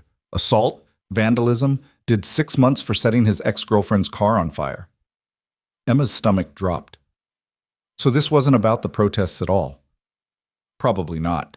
Webb had his own grudge. The protests just gave him cover to act on it. Hayes pocketed his phone. Wright's bringing him in for questioning this morning. If he's the one, this takes the heat off you and puts it back where it belongs, on a criminal with a vendetta. Relief flooded through Emma, so intense it made her dizzy. When will they know for sure? Few hours, maybe less if Webb cracks under questioning. Hayes glanced at Derek, who was awake and listening. In the meantime, you've got a problem. Just one? Emma's voice was dry. Vincent Desmond held a press conference at 6 a.m., claimed you incited violence against his family's business, demanded you be fired, arrested, and prosecuted for domestic terrorism. The relief evaporated. He what? Hayes pulled up a video on his phone. Vincent stood behind a podium, his face red with righteous fury, flanked by two lawyers in expensive suits. His voice was trembling with barely controlled rage. Emma Sharp's reckless accusations and inflammatory rhetoric created an environment where violence against my family became acceptable. My brother almost died trying to save his life's work. This is the direct result of her campaign of harassment and defamation. The camera cut to a reporter. Mr. Desmond, are you saying Nurse Sharp is responsible for the arson? I'm saying her actions created the conditions for it. She painted a target on my brother's back, and now he's paying the price. I demand full accountability. The video ended. Emma stared at the screen, fury rising like bile in her throat.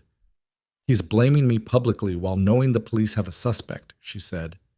He doesn't care about facts. He cares about controlling the narrative. Hayes' voice was hard.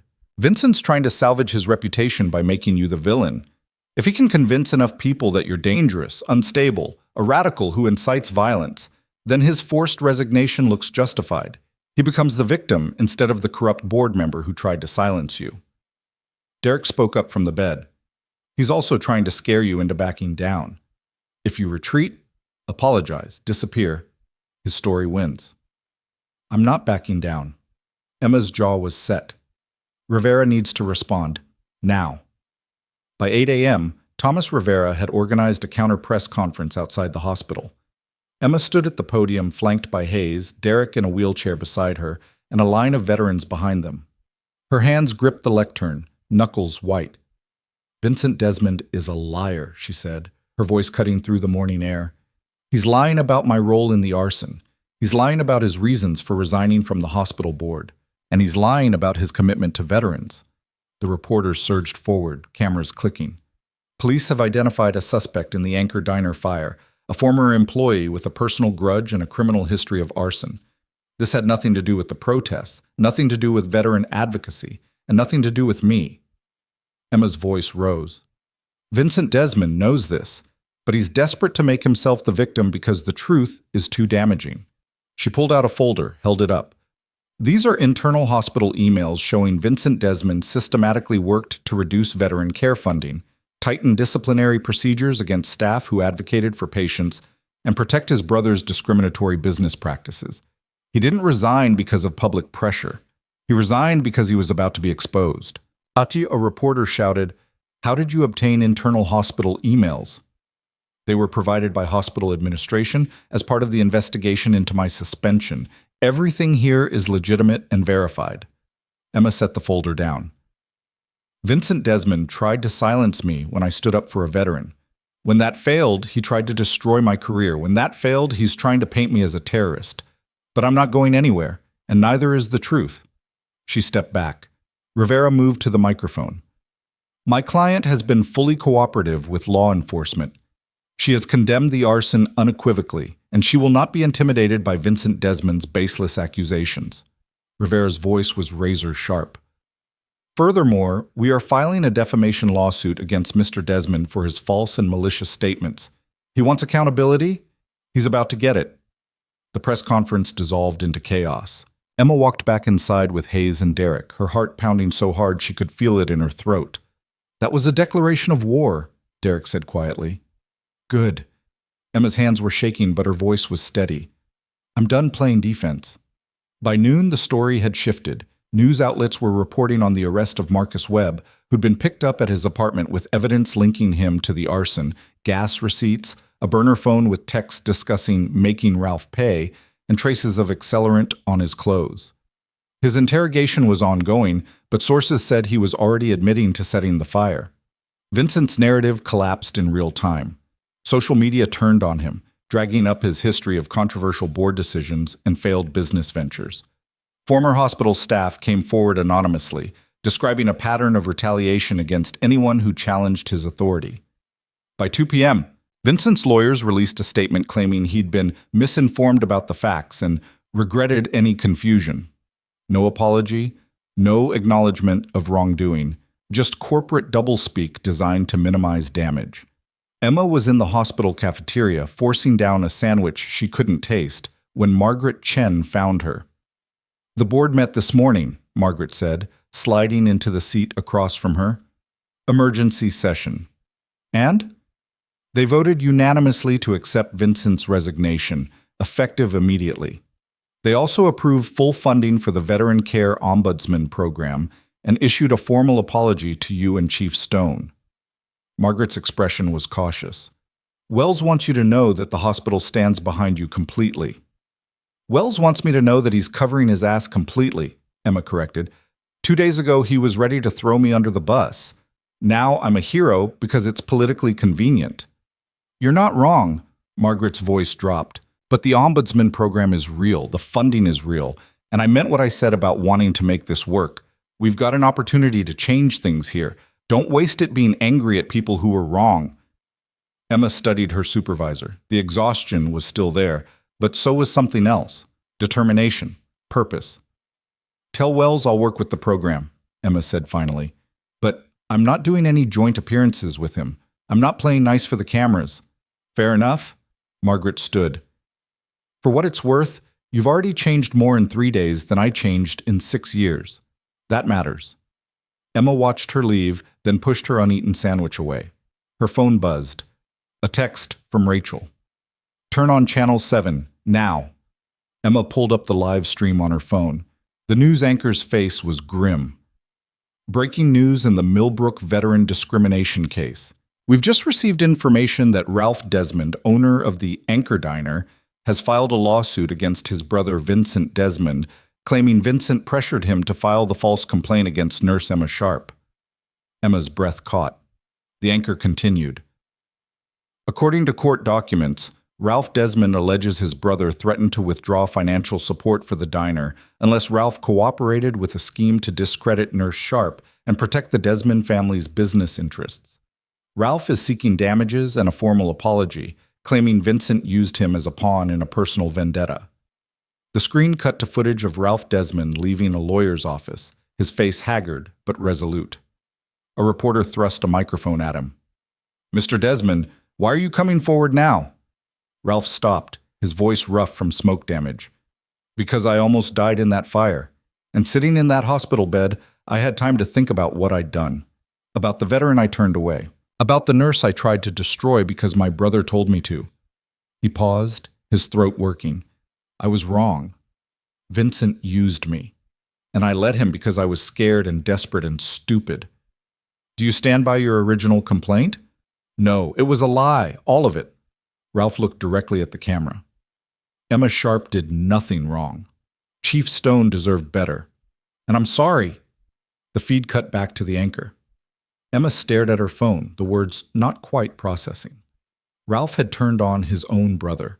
The man who'd started this entire nightmare was now dismantling it piece by piece.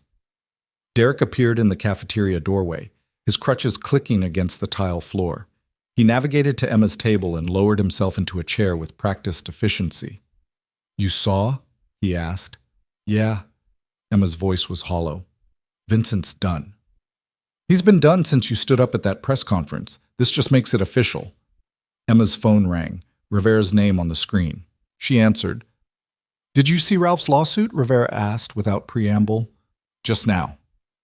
"This changes everything. Ralph's willing to testify that Vincent coerced him into filing the false complaint. That's conspiracy, fraud, abuse of power. The DA's office is opening a criminal investigation." Rivera's voice carried barely suppressed satisfaction. "Vincent Desmond is going to face charges. Real ones." "What about Ralph?" "Depends on how cooperative he is. If he testifies against Vincent, the DA might offer immunity or reduce charges for filing the false complaint. If he doesn't..." Rivera paused. "He's already lost his business and almost his life. My guess is he'll take whatever deal keeps him out of prison." Emma closed her eyes. "This is really happening. It's really happening. You won, Emma, completely." But it didn't feel like winning. It felt like watching a house collapse in slow motion, knowing people were buried in the rubble. "What happens next?" she asked. "We wait for Vincent's arrest." We prepare for the criminal trial if it goes that far. And we make sure the reforms at Riverside General actually stick. Rivera's tone shifted. You should also know that 3 other hospitals in Colorado have reached out. They want to implement similar veteran care programs. You've started something bigger than Millbrook. Emma hung up and sat in silence, Derek watching her carefully. You okay? He asked. I don't know what okay is anymore. That's normal. Derek reached across the table, his hand stopping just short of hers. You did something most people never have the courage to do. You stood up when standing up had consequences. You didn't back down when the system tried to crush you. And you won. People got hurt. Some of them deserved it, some didn't. That's not on you. Derek's voice was gentle but firm. You can't control how other people react to the truth. You can only control whether you tell it. Emma looked at him. This man who'd lost his leg in service, who'd been turned away from a diner like garbage, who'd become an unlikely ally in a fight neither of them had chosen. Thank you, she said quietly, for calling Hayes, for standing with me, for not letting me quit when it got hard. You wouldn't have quit. You're not built that way. Derek's smile was soft. But you're welcome anyway.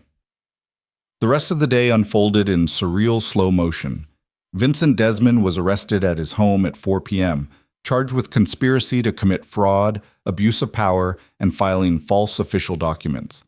The mugshot was everywhere within an hour, his face red and furious, his expensive suit rumpled, his carefully cultivated image shattered. Hospital administration released a statement reiterating their support for Emma and announcing the immediate implementation of the veteran care reforms. Wells gave an interview expressing his deep regret for the initial suspension and his pride in Emma's courage. Emma ignored it all.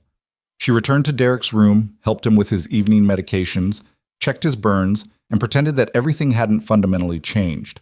At 7 p.m., Hayes knocked on the door. We need to talk, he said. Emma followed him to a private consultation room. Hayes closed the door, his expression serious. The Navy wants to present you and Derek with commendations, he said. Official recognition for your actions. There will be a ceremony, press coverage, the whole 9 yards. Emma shook her head. I don't want a ceremony. It's not about what you want. It's about visibility. If the Navy publicly honors you, it sends a message to every hospital, every business, every institution that takes federal veteran funding, treat veterans and their advocates with respect, or face consequences. Hayes crossed his arms. This is bigger than you now. It's policy. It's precedent. I'm not a symbol. I'm a nurse who bought someone breakfast. You were a nurse who bought someone breakfast. Now you're the person who proved that one act of decency can change a system. Hayes' voice softened slightly. I know you didn't sign up for this, but you're here. And you can either let other people define what it means, or you can help shape it. Emma thought about the veterans who'd stood in formation outside the hospital, about the advocacy groups calling for legislation, about the hospitals reaching out to implement reform. What would the ceremony involve, she asked.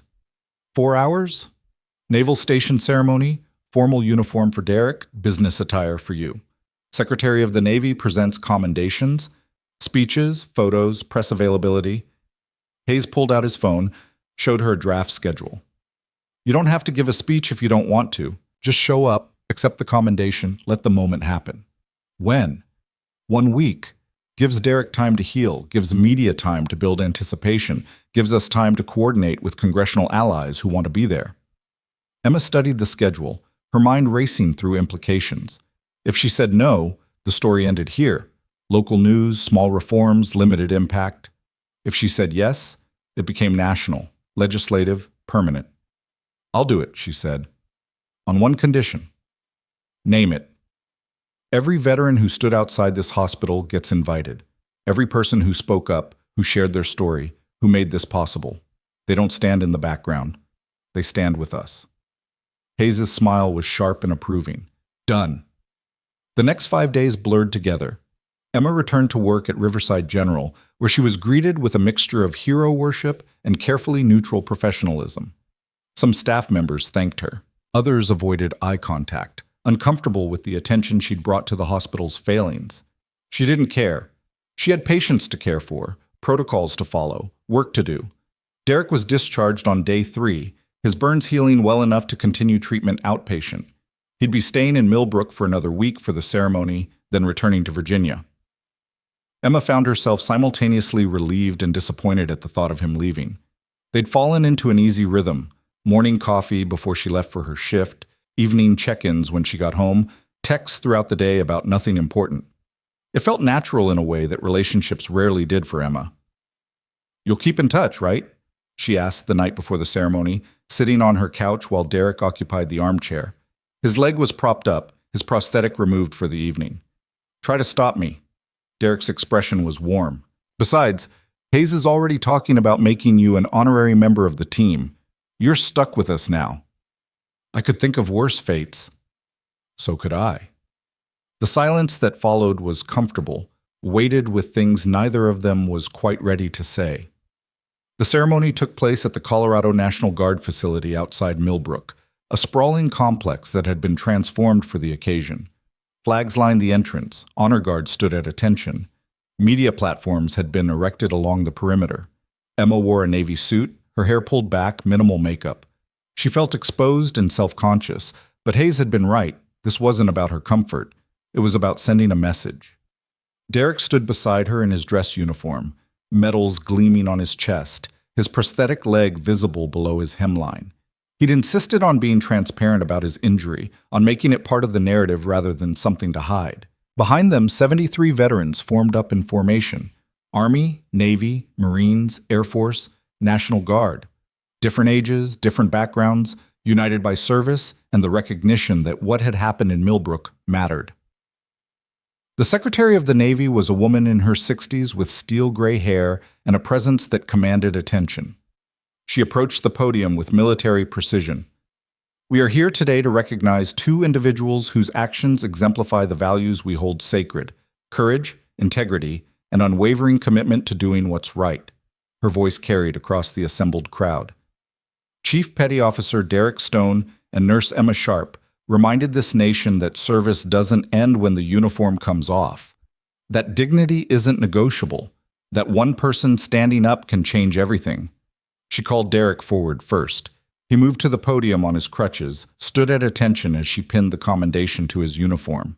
"For exceptional courage in rescuing 3 civilians from a burning vehicle, risking your own life to save others, and for your continued dedication to veteran advocacy, I present you with the Navy and Marine Corps Commendation Medal." The crowd erupted in applause. Derek saluted, his back straight, his expression controlled. Then Emma's name was called. She walked to the podium on legs that felt disconnected from her body. The secretary smiled at her, something genuine in her eyes. "Emma Sharp, for your extraordinary advocacy on behalf of veterans, your courage in standing against institutional injustice, and your unwavering commitment to dignity and respect for those who serve, I present you with the Department of the Navy Distinguished Public Service Award." She pinned the medal to Emma's jacket. Emma stared at it. Heavy, ornate, completely surreal. "Thank you," she managed. "No," the secretary said quietly, "just for Emma. Thank you." The ceremony concluded with a formation salute from the assembled veterans. Emma and Derek stood at the center, medals gleaming, cameras flashing, the weight of what they'd accomplished settling over them like a mantle. Afterward, during the reception, Emma was approached by a woman in her 40s with kind eyes and a congressman's pin on her lapel. "Representative Susan Matthews," the woman introduced herself. "I wanted you to know that I'm sponsoring legislation based on what happened here.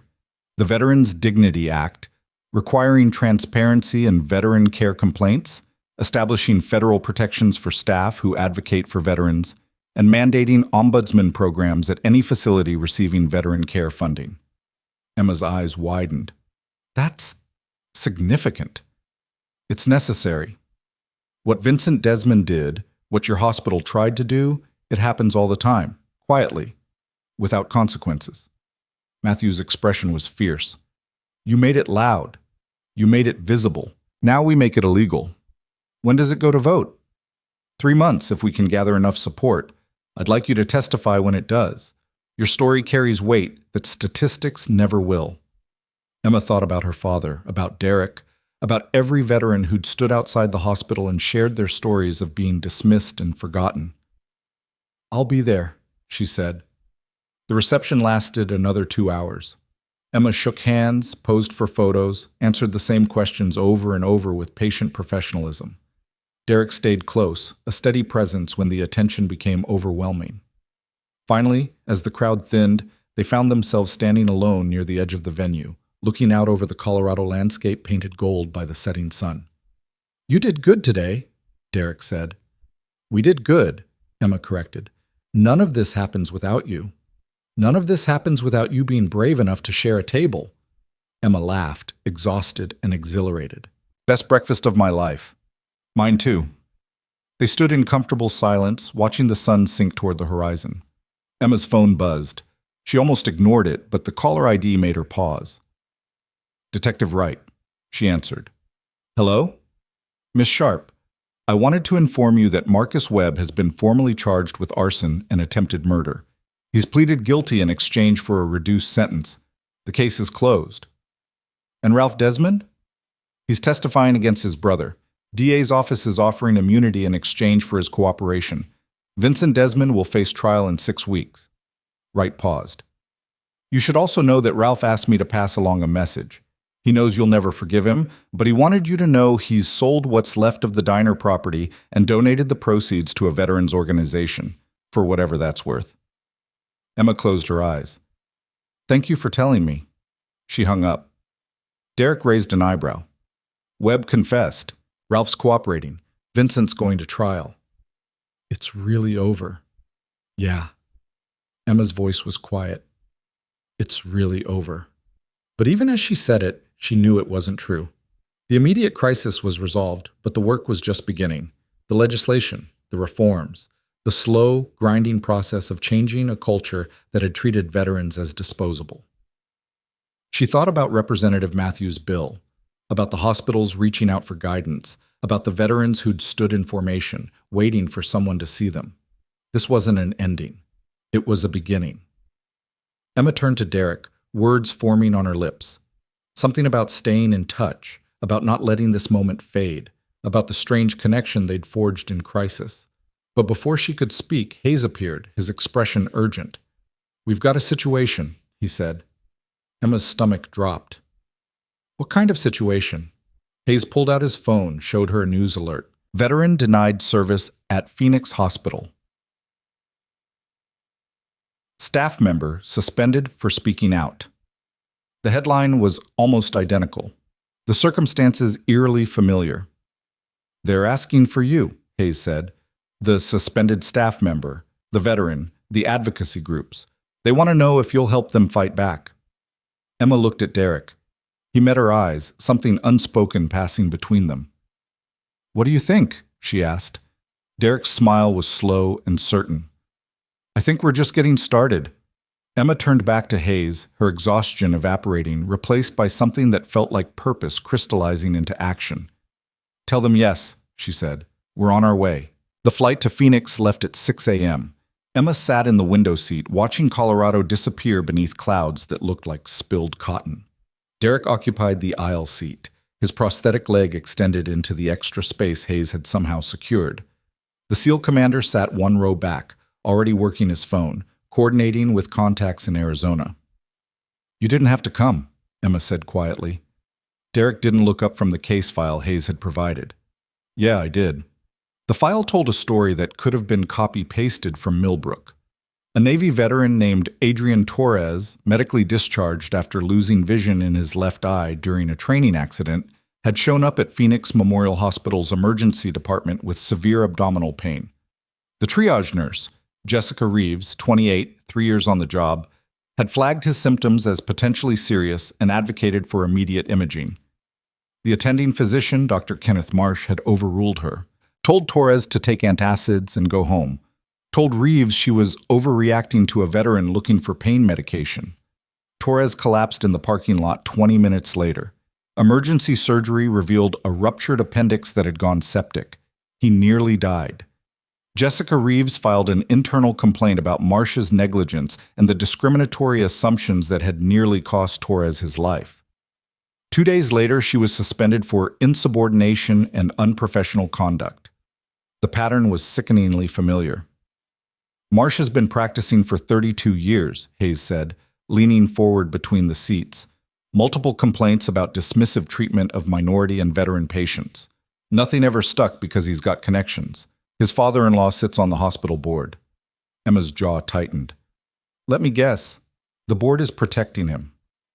Aggressively, they're calling Reeves a troublemaker, suggesting she fabricated the discrimination angle to cover her own mistakes. Hayes' expression was hard. Torres is still in recovery, Reeves is facing termination, and Marsh is back in the ER like nothing happened. Not for long, Derek said quietly.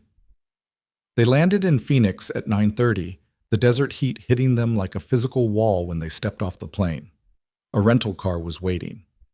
Hayes drove while Emma reviewed additional documentation Rivera had sent overnight, witness statements from other nurses who'd seen Marsh dismiss veteran patients, medical records showing a pattern of delayed or denied care for specific demographics, internal emails revealing the board's strategy to discredit Reeves. The evidence was damning. The question was whether Phoenix Memorial would acknowledge it or double down. They met Jessica Reeves at a coffee shop 3 blocks from the hospital.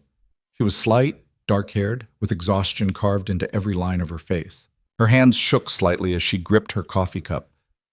"I didn't think anyone would come," she said, her voice barely above a whisper. "When I saw your story, I thought maybe someone would care. But I've been alone for 2 weeks. My union rep says I should apologize and take a demotion. My family thinks I should just quit and find another job." Emma reached across the table, covered Jessica's trembling hand with her own. "You're not alone anymore." Jessica's eyes filled with tears. "I was just trying to do my job. Torres could have died, should have died, with the delay Marsh caused. And now I'm the problem?" "Not anymore," Hayes said. "We're going to make sure the right people are held accountable." "How?" Jessica's voice cracked. "The board won't listen. The media won't care about one more nurse getting fired." Emma thought about the veterans standing in formation outside Riverside General, about Vincent Desmond's mugshot plastered across national news, about the Veterans Dignity Act working its way through Congress. "The media will care when we give them a story they can't ignore," she said. "Trust me." They spent the next 3 hours building a strategy. Hayes contacted his media connections, reporters who'd covered the Millbrook story and were hungry for a follow-up. Rivera coordinated with local veteran advocacy groups who immediately mobilized.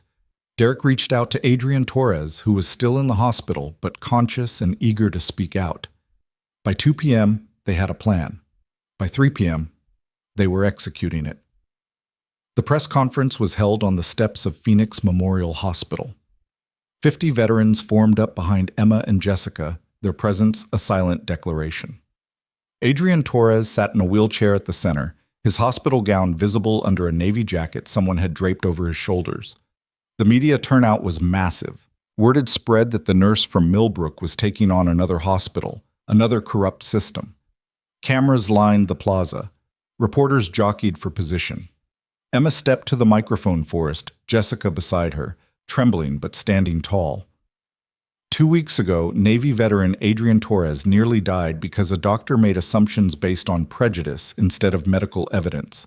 When nurse Jessica Reeves tried to advocate for her patient, she was silenced and suspended. Emma's voice carried across the crowd. This is the same pattern we saw in Millbrook, the same institutional failure, the same prioritization of reputation over responsibility. She gestured to Torres. "Adrian, tell them what happened." Torres gripped the wheelchair's arms, his voice rough but steady. "I served 8 years.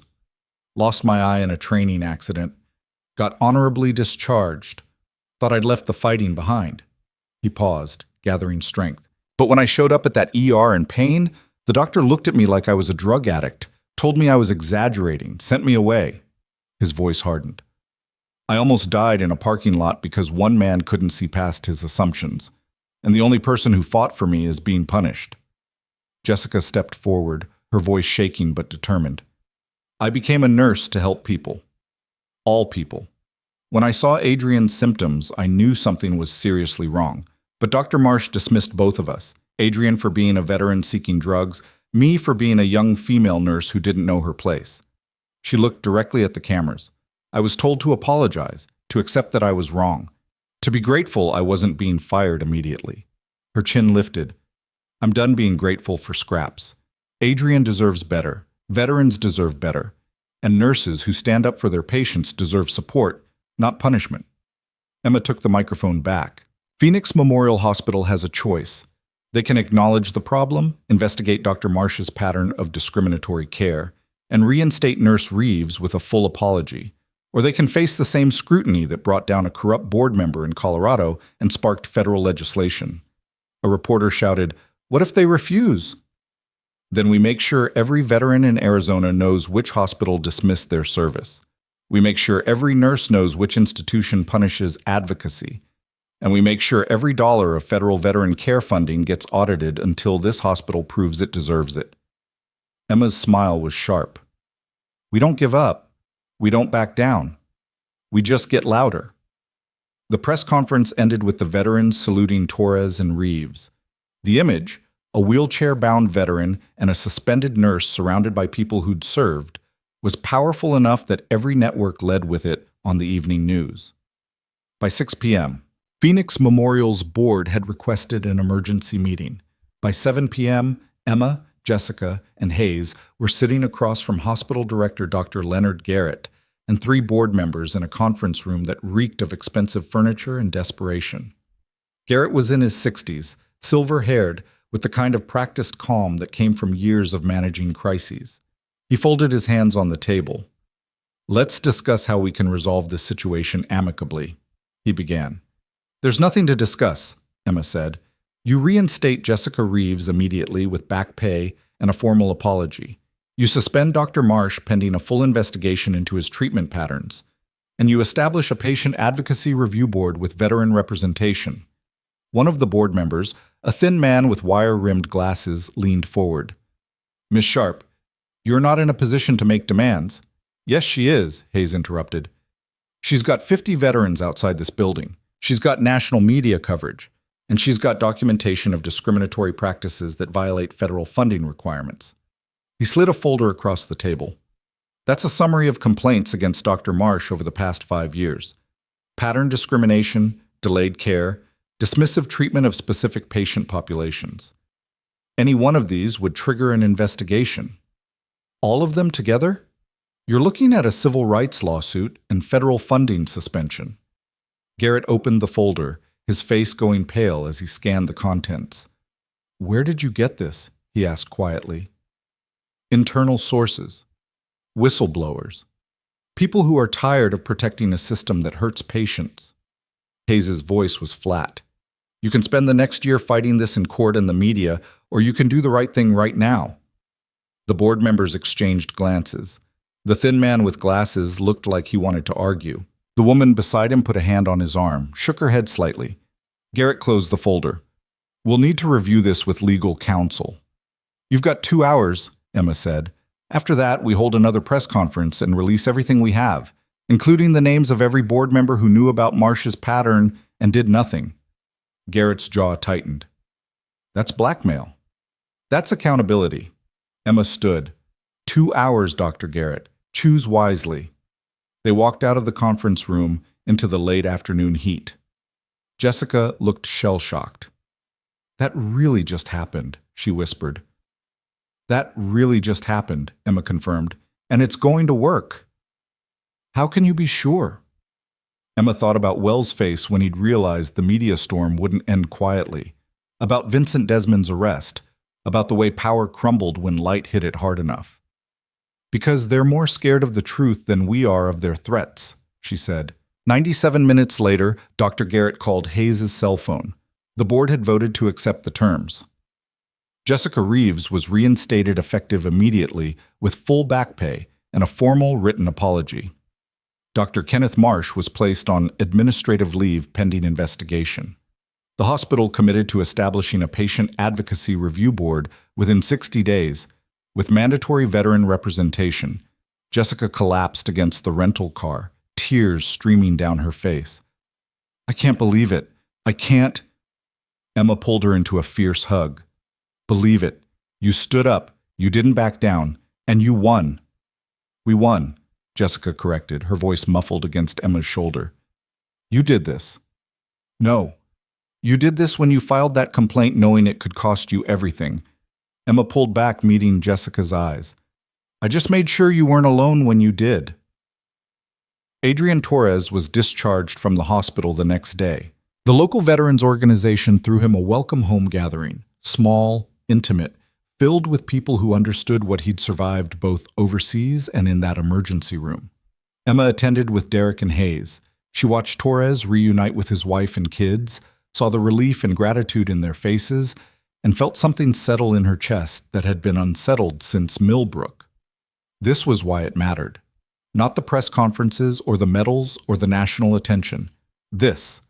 One veteran going home to his family because someone had refused to look away.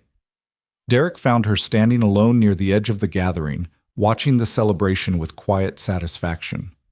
You did good, he said. We did good, Emma corrected. I'm starting to see a pattern with you and Hayes, taking credit I don't deserve. You deserve more credit than you take. Derek shifted his weight, grimacing slightly. His burns were healing, but still tender. I talked to Hayes. He wants to formalize this, create an advocacy network, veterans and healthcare workers coordinating to fight these cases nationally. Emma turned to face him fully. An organization? More like a rapid response team. When situations like Millbrook or Phoenix happen, we mobilize. Media, legal support, veteran presence, the whole package. Derek's expression was serious. We could make this permanent, sustainable, turn 2 victories into a movement. That's a lot of work. Yeah, but you're already doing it. Might as well do it with resources and coordination. He paused. Hayes wants you to lead it. Says you've got the credibility and the instincts. Emma's breath caught. Lead it? You'd keep your nursing job. This would be part-time at first, then we see where it goes. Rivera's already drawing up nonprofit paperwork. We've got funding commitments from 3 veteran organizations. Derek's voice softened. You don't have to decide now. Just think about it. Emma looked out at the gathering, veterans laughing, sharing stories, celebrating one small victory in a long war. She thought about her father, who'd never gotten this, who'd died alone because the system had failed him. I don't need to think about it, she said. I'm in. Derek's smile was brilliant. Yeah? Yeah. Emma felt something click into place, purpose crystallizing into commitment. Let's build something that matters. The next 2 weeks moved at breakneck speed. Hayes coordinated with his military contacts to establish the Veterans Dignity Alliance, a nonprofit dedicated to combating discrimination against veterans and supporting healthcare workers who advocated for them. Rivera handled the legal framework. Margaret Chen, true to her word, came on as an advisory board member, bringing institutional healthcare knowledge. And Emma became the public face of it all. She gave interviews explaining the mission. She testified before a congressional subcommittee alongside Representative Matthews, her words helping push the Veterans Dignity Act toward passage. She traveled to 3 more cities where similar situations were unfolding, her presence galvanizing local advocacy and forcing institutional accountability. Everywhere she went, Derek went with her. His tactical mind complemented her healthcare expertise. His military credibility opened doors her nursing background couldn't. They became a team in a way that felt inevitable, natural, right. 6 weeks after Phoenix, Emma returned to Millbrook for Vincent Desmond's trial. The courthouse was packed. Media lined the steps. Veterans filled the gallery. Vincent sat at the defendant's table in a suit that looked too expensive for the circumstances, his lawyers flanking him like shields. Ralph Desmond took the stand on day 2. He looked older, thinner, haunted by the fire that had destroyed his business and nearly his life. But his voice was steady as he testified about Vincent's pressure, the false complaint, the scheme to protect the family's reputation at Emma's expense. He told me she was dangerous, Ralph said quietly, that she was trying to destroy our family, that if I didn't file the complaint, he'd withdraw his financial support and let the diner fail. He paused, his throat working. I believed him because I wanted to, because I was scared, because it was easier than admitting I'd been wrong about that veteran. Vincent's lawyers tried to discredit him, suggesting Ralph was lying to avoid his own prosecution. But the emails were there. The paper trail was there. The pattern was undeniable. Emma testified on day 3. She walked the jury through everything: the diner, the suspension, the threats, the systematic abuse of power. She kept her voice level, her facts precise, her emotion controlled. When Vincent's lead attorney tried to paint her as an opportunist seeking publicity, she met his eyes without flinching. "I bought breakfast for a man who'd served his country because it was the right thing to do. Everything that happened after that was a direct result of Vincent Desmond trying to punish basic human decency. If that makes me an opportunist, then I'm guilty as charged." The jury deliberated for 4 hours. Guilty on all counts, Vincent Desmond was sentenced to 18 months in federal prison, 5 years probation, and permanent disqualification from holding any position involving oversight of public funds. His reputation was destroyed. His career was over. His legacy was corruption and cowardice. Emma watched the sentencing from the gallery, Derek beside her, Hayes behind them. She felt no triumph, no satisfaction, just a quiet certainty that justice, however delayed, had finally arrived. Outside the courthouse, reporters swarmed. Emma gave a brief statement. "This verdict isn't about revenge. It's about accountability." Vincent Desmond abused his power to silence someone who stood up for a veteran. He paid the price, and hopefully, others who might consider doing the same will think twice. "What's next for you?" a reporter called out. Emma smiled. "We keep fighting. There are Jessica Reeves and Adrian Torres situations happening every day across this country. We're going to find them, we're going to support them, and we're going to make sure the system changes." 3 months later, the Veterans Dignity Act passed Congress with bipartisan support. The President signed it into law at a ceremony attended by veterans groups, healthcare advocates, and the people who'd made it possible. Emma stood in the front row, medal from the Navy still pinned to her jacket. Derek stood beside her in full dress uniform. Jessica Reeves had flown in from Phoenix. Adrian Torres was there with his family. When the president finished signing, he looked up at the assembled crowd. This legislation exists because ordinary people did extraordinary things. They stood up when standing up had consequences. They refused to be silenced when silence was easier. They proved that one person's courage can change a nation. His eyes found Emma. "Thank you for reminding us what service really means." The ceremony ended with a reception. Emma found herself surrounded by veterans thanking her, healthcare workers sharing their own stories, lawmakers promising to keep pushing for reform. She slipped away after an hour, needing air and quiet. She found both on a balcony overlooking the National Mall, the monuments lit against the night sky. Derek found her there 20 minutes later. "Hiding?" he asked. "Breathing," Emma corrected. "It's a lot." "Yeah." Derek leaned against the railing beside her, their shoulders almost touching. "For what it's worth, you handled it perfectly." I couldn't have done any of this without you." "That's not true. You'd have found a way." Derek's voice was soft. "But I'm glad I got to be part of it." They stood in comfortable silence, watching tourists move between monuments, the city alive with purpose and history. "I've been thinking," Derek said eventually, "about what comes next. The Alliance is just getting started. We've got cases in 7 states, funding for 3 full-time staff positions, a database of volunteer advocates." "I meant for us," Derek interrupted gently. Emma's breath caught. She turned to face him, found him already looking at her with an expression that made her heart stutter. "Us?" she managed. "I'm in Virginia. You're in Colorado. We've been doing this long-distance dance for 3 months, and it's working, but—" Derek reached out, his hand finding hers. "I don't want distance anymore. I want to wake up and have coffee with you before you go to work. I want to plan strategy sessions over dinner. I want to build this thing we started together, actually together." Emma's throat tightened. "Derek, you don't have to answer now, but I'm transferring to the Navy's regional command in Colorado. Hayes approved it. I'll be based out of Denver, which is close enough to Millbrook that we can figure out the logistics." His thumb brushed across her knuckles. "If you want to." Emma thought about the past 3 months. The late-night phone calls when cases got hard. The way Derek understood the work without her having to explain. The quiet moments between chaos when they just existed together, easy and right. She thought about her father, who'd taught her that standing up mattered even when it was hard. She thought about Derek, who'd stood up beside her and never wavered. "I want to," she said quietly. "Very much." Derek's smile was sunrise bright. He pulled her close, his forehead resting against hers, the noise of the reception fading into background static. "Good," he whispered, "because I'm not going anywhere."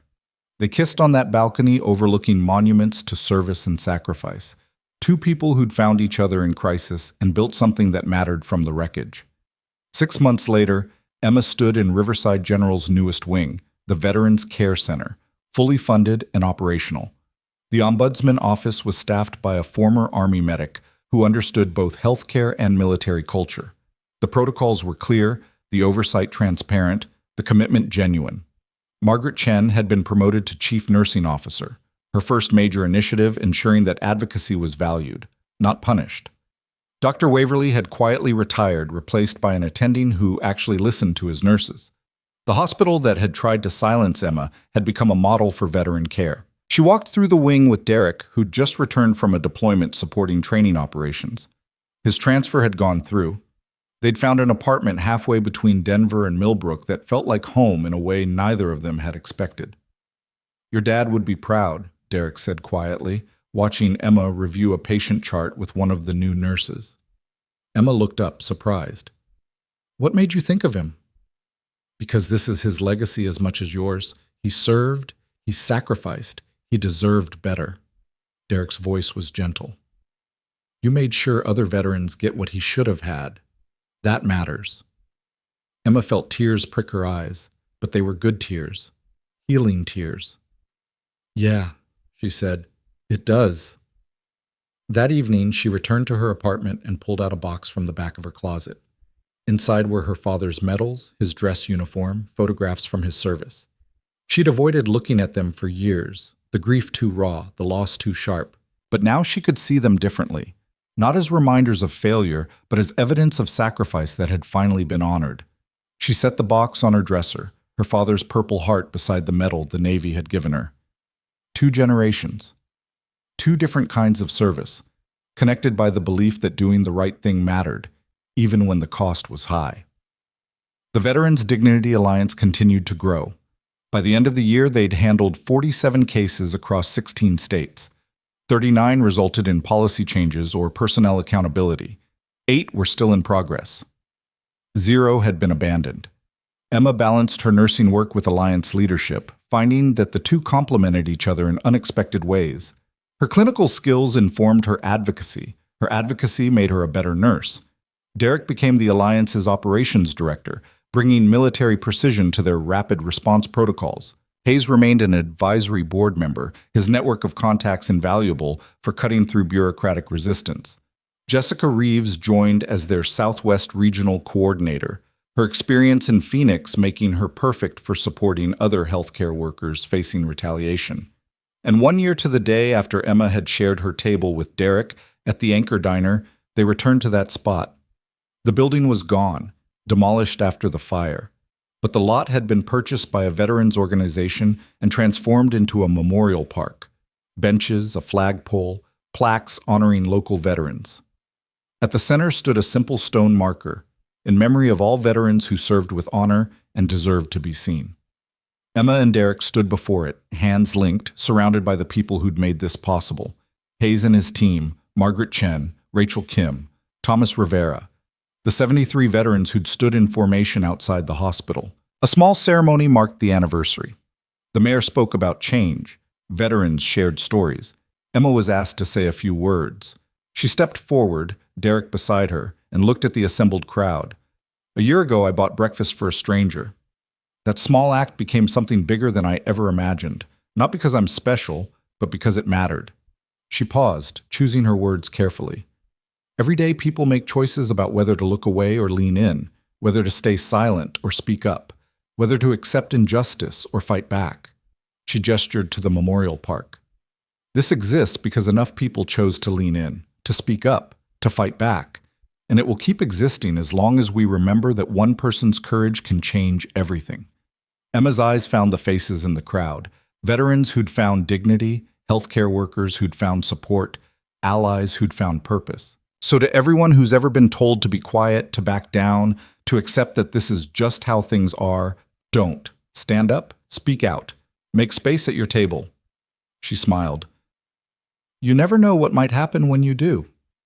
The ceremony ended with a flag raising, veterans saluting, civilians placing hands over hearts, the fabric catching wind and snapping against blue Colorado sky. Derek pulled Emma aside as the crowd began to disperse. You know what I realized? He asked. What? That diner owner told you not to encourage that kind of scene. Derek's smile was soft. And you responded by creating the biggest, most important scene of your life. Emma laughed, the sound bright and free. I guess I did. Good. Derek kissed her forehead. Don't stop. Don't plan to. They walked back to Derek's truck, past the memorial that marked an ending and a beginning, past the space where a small act of kindness had sparked a movement. Emma Sharp had been a nurse trying to do her job. Then she became a woman who wouldn't be silenced. Then she became a symbol of what courage looked like when it stood its ground. And finally, she became exactly who she was always meant to be. Someone who made sure that veterans were seen, healthcare workers were protected, and basic human dignity was non-negotiable.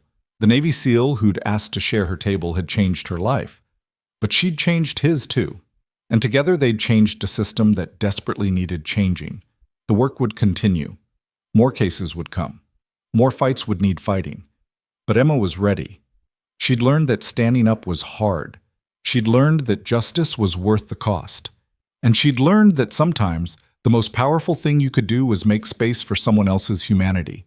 One table at a time, one veteran at a time, one act of courage at a time, until the whole world finally understood that service deserved more than empty gratitude. It deserved recognition. It deserved respect. It deserved a seat at the table. And Emma Sharp would spend the rest of her life making sure every veteran got exactly that.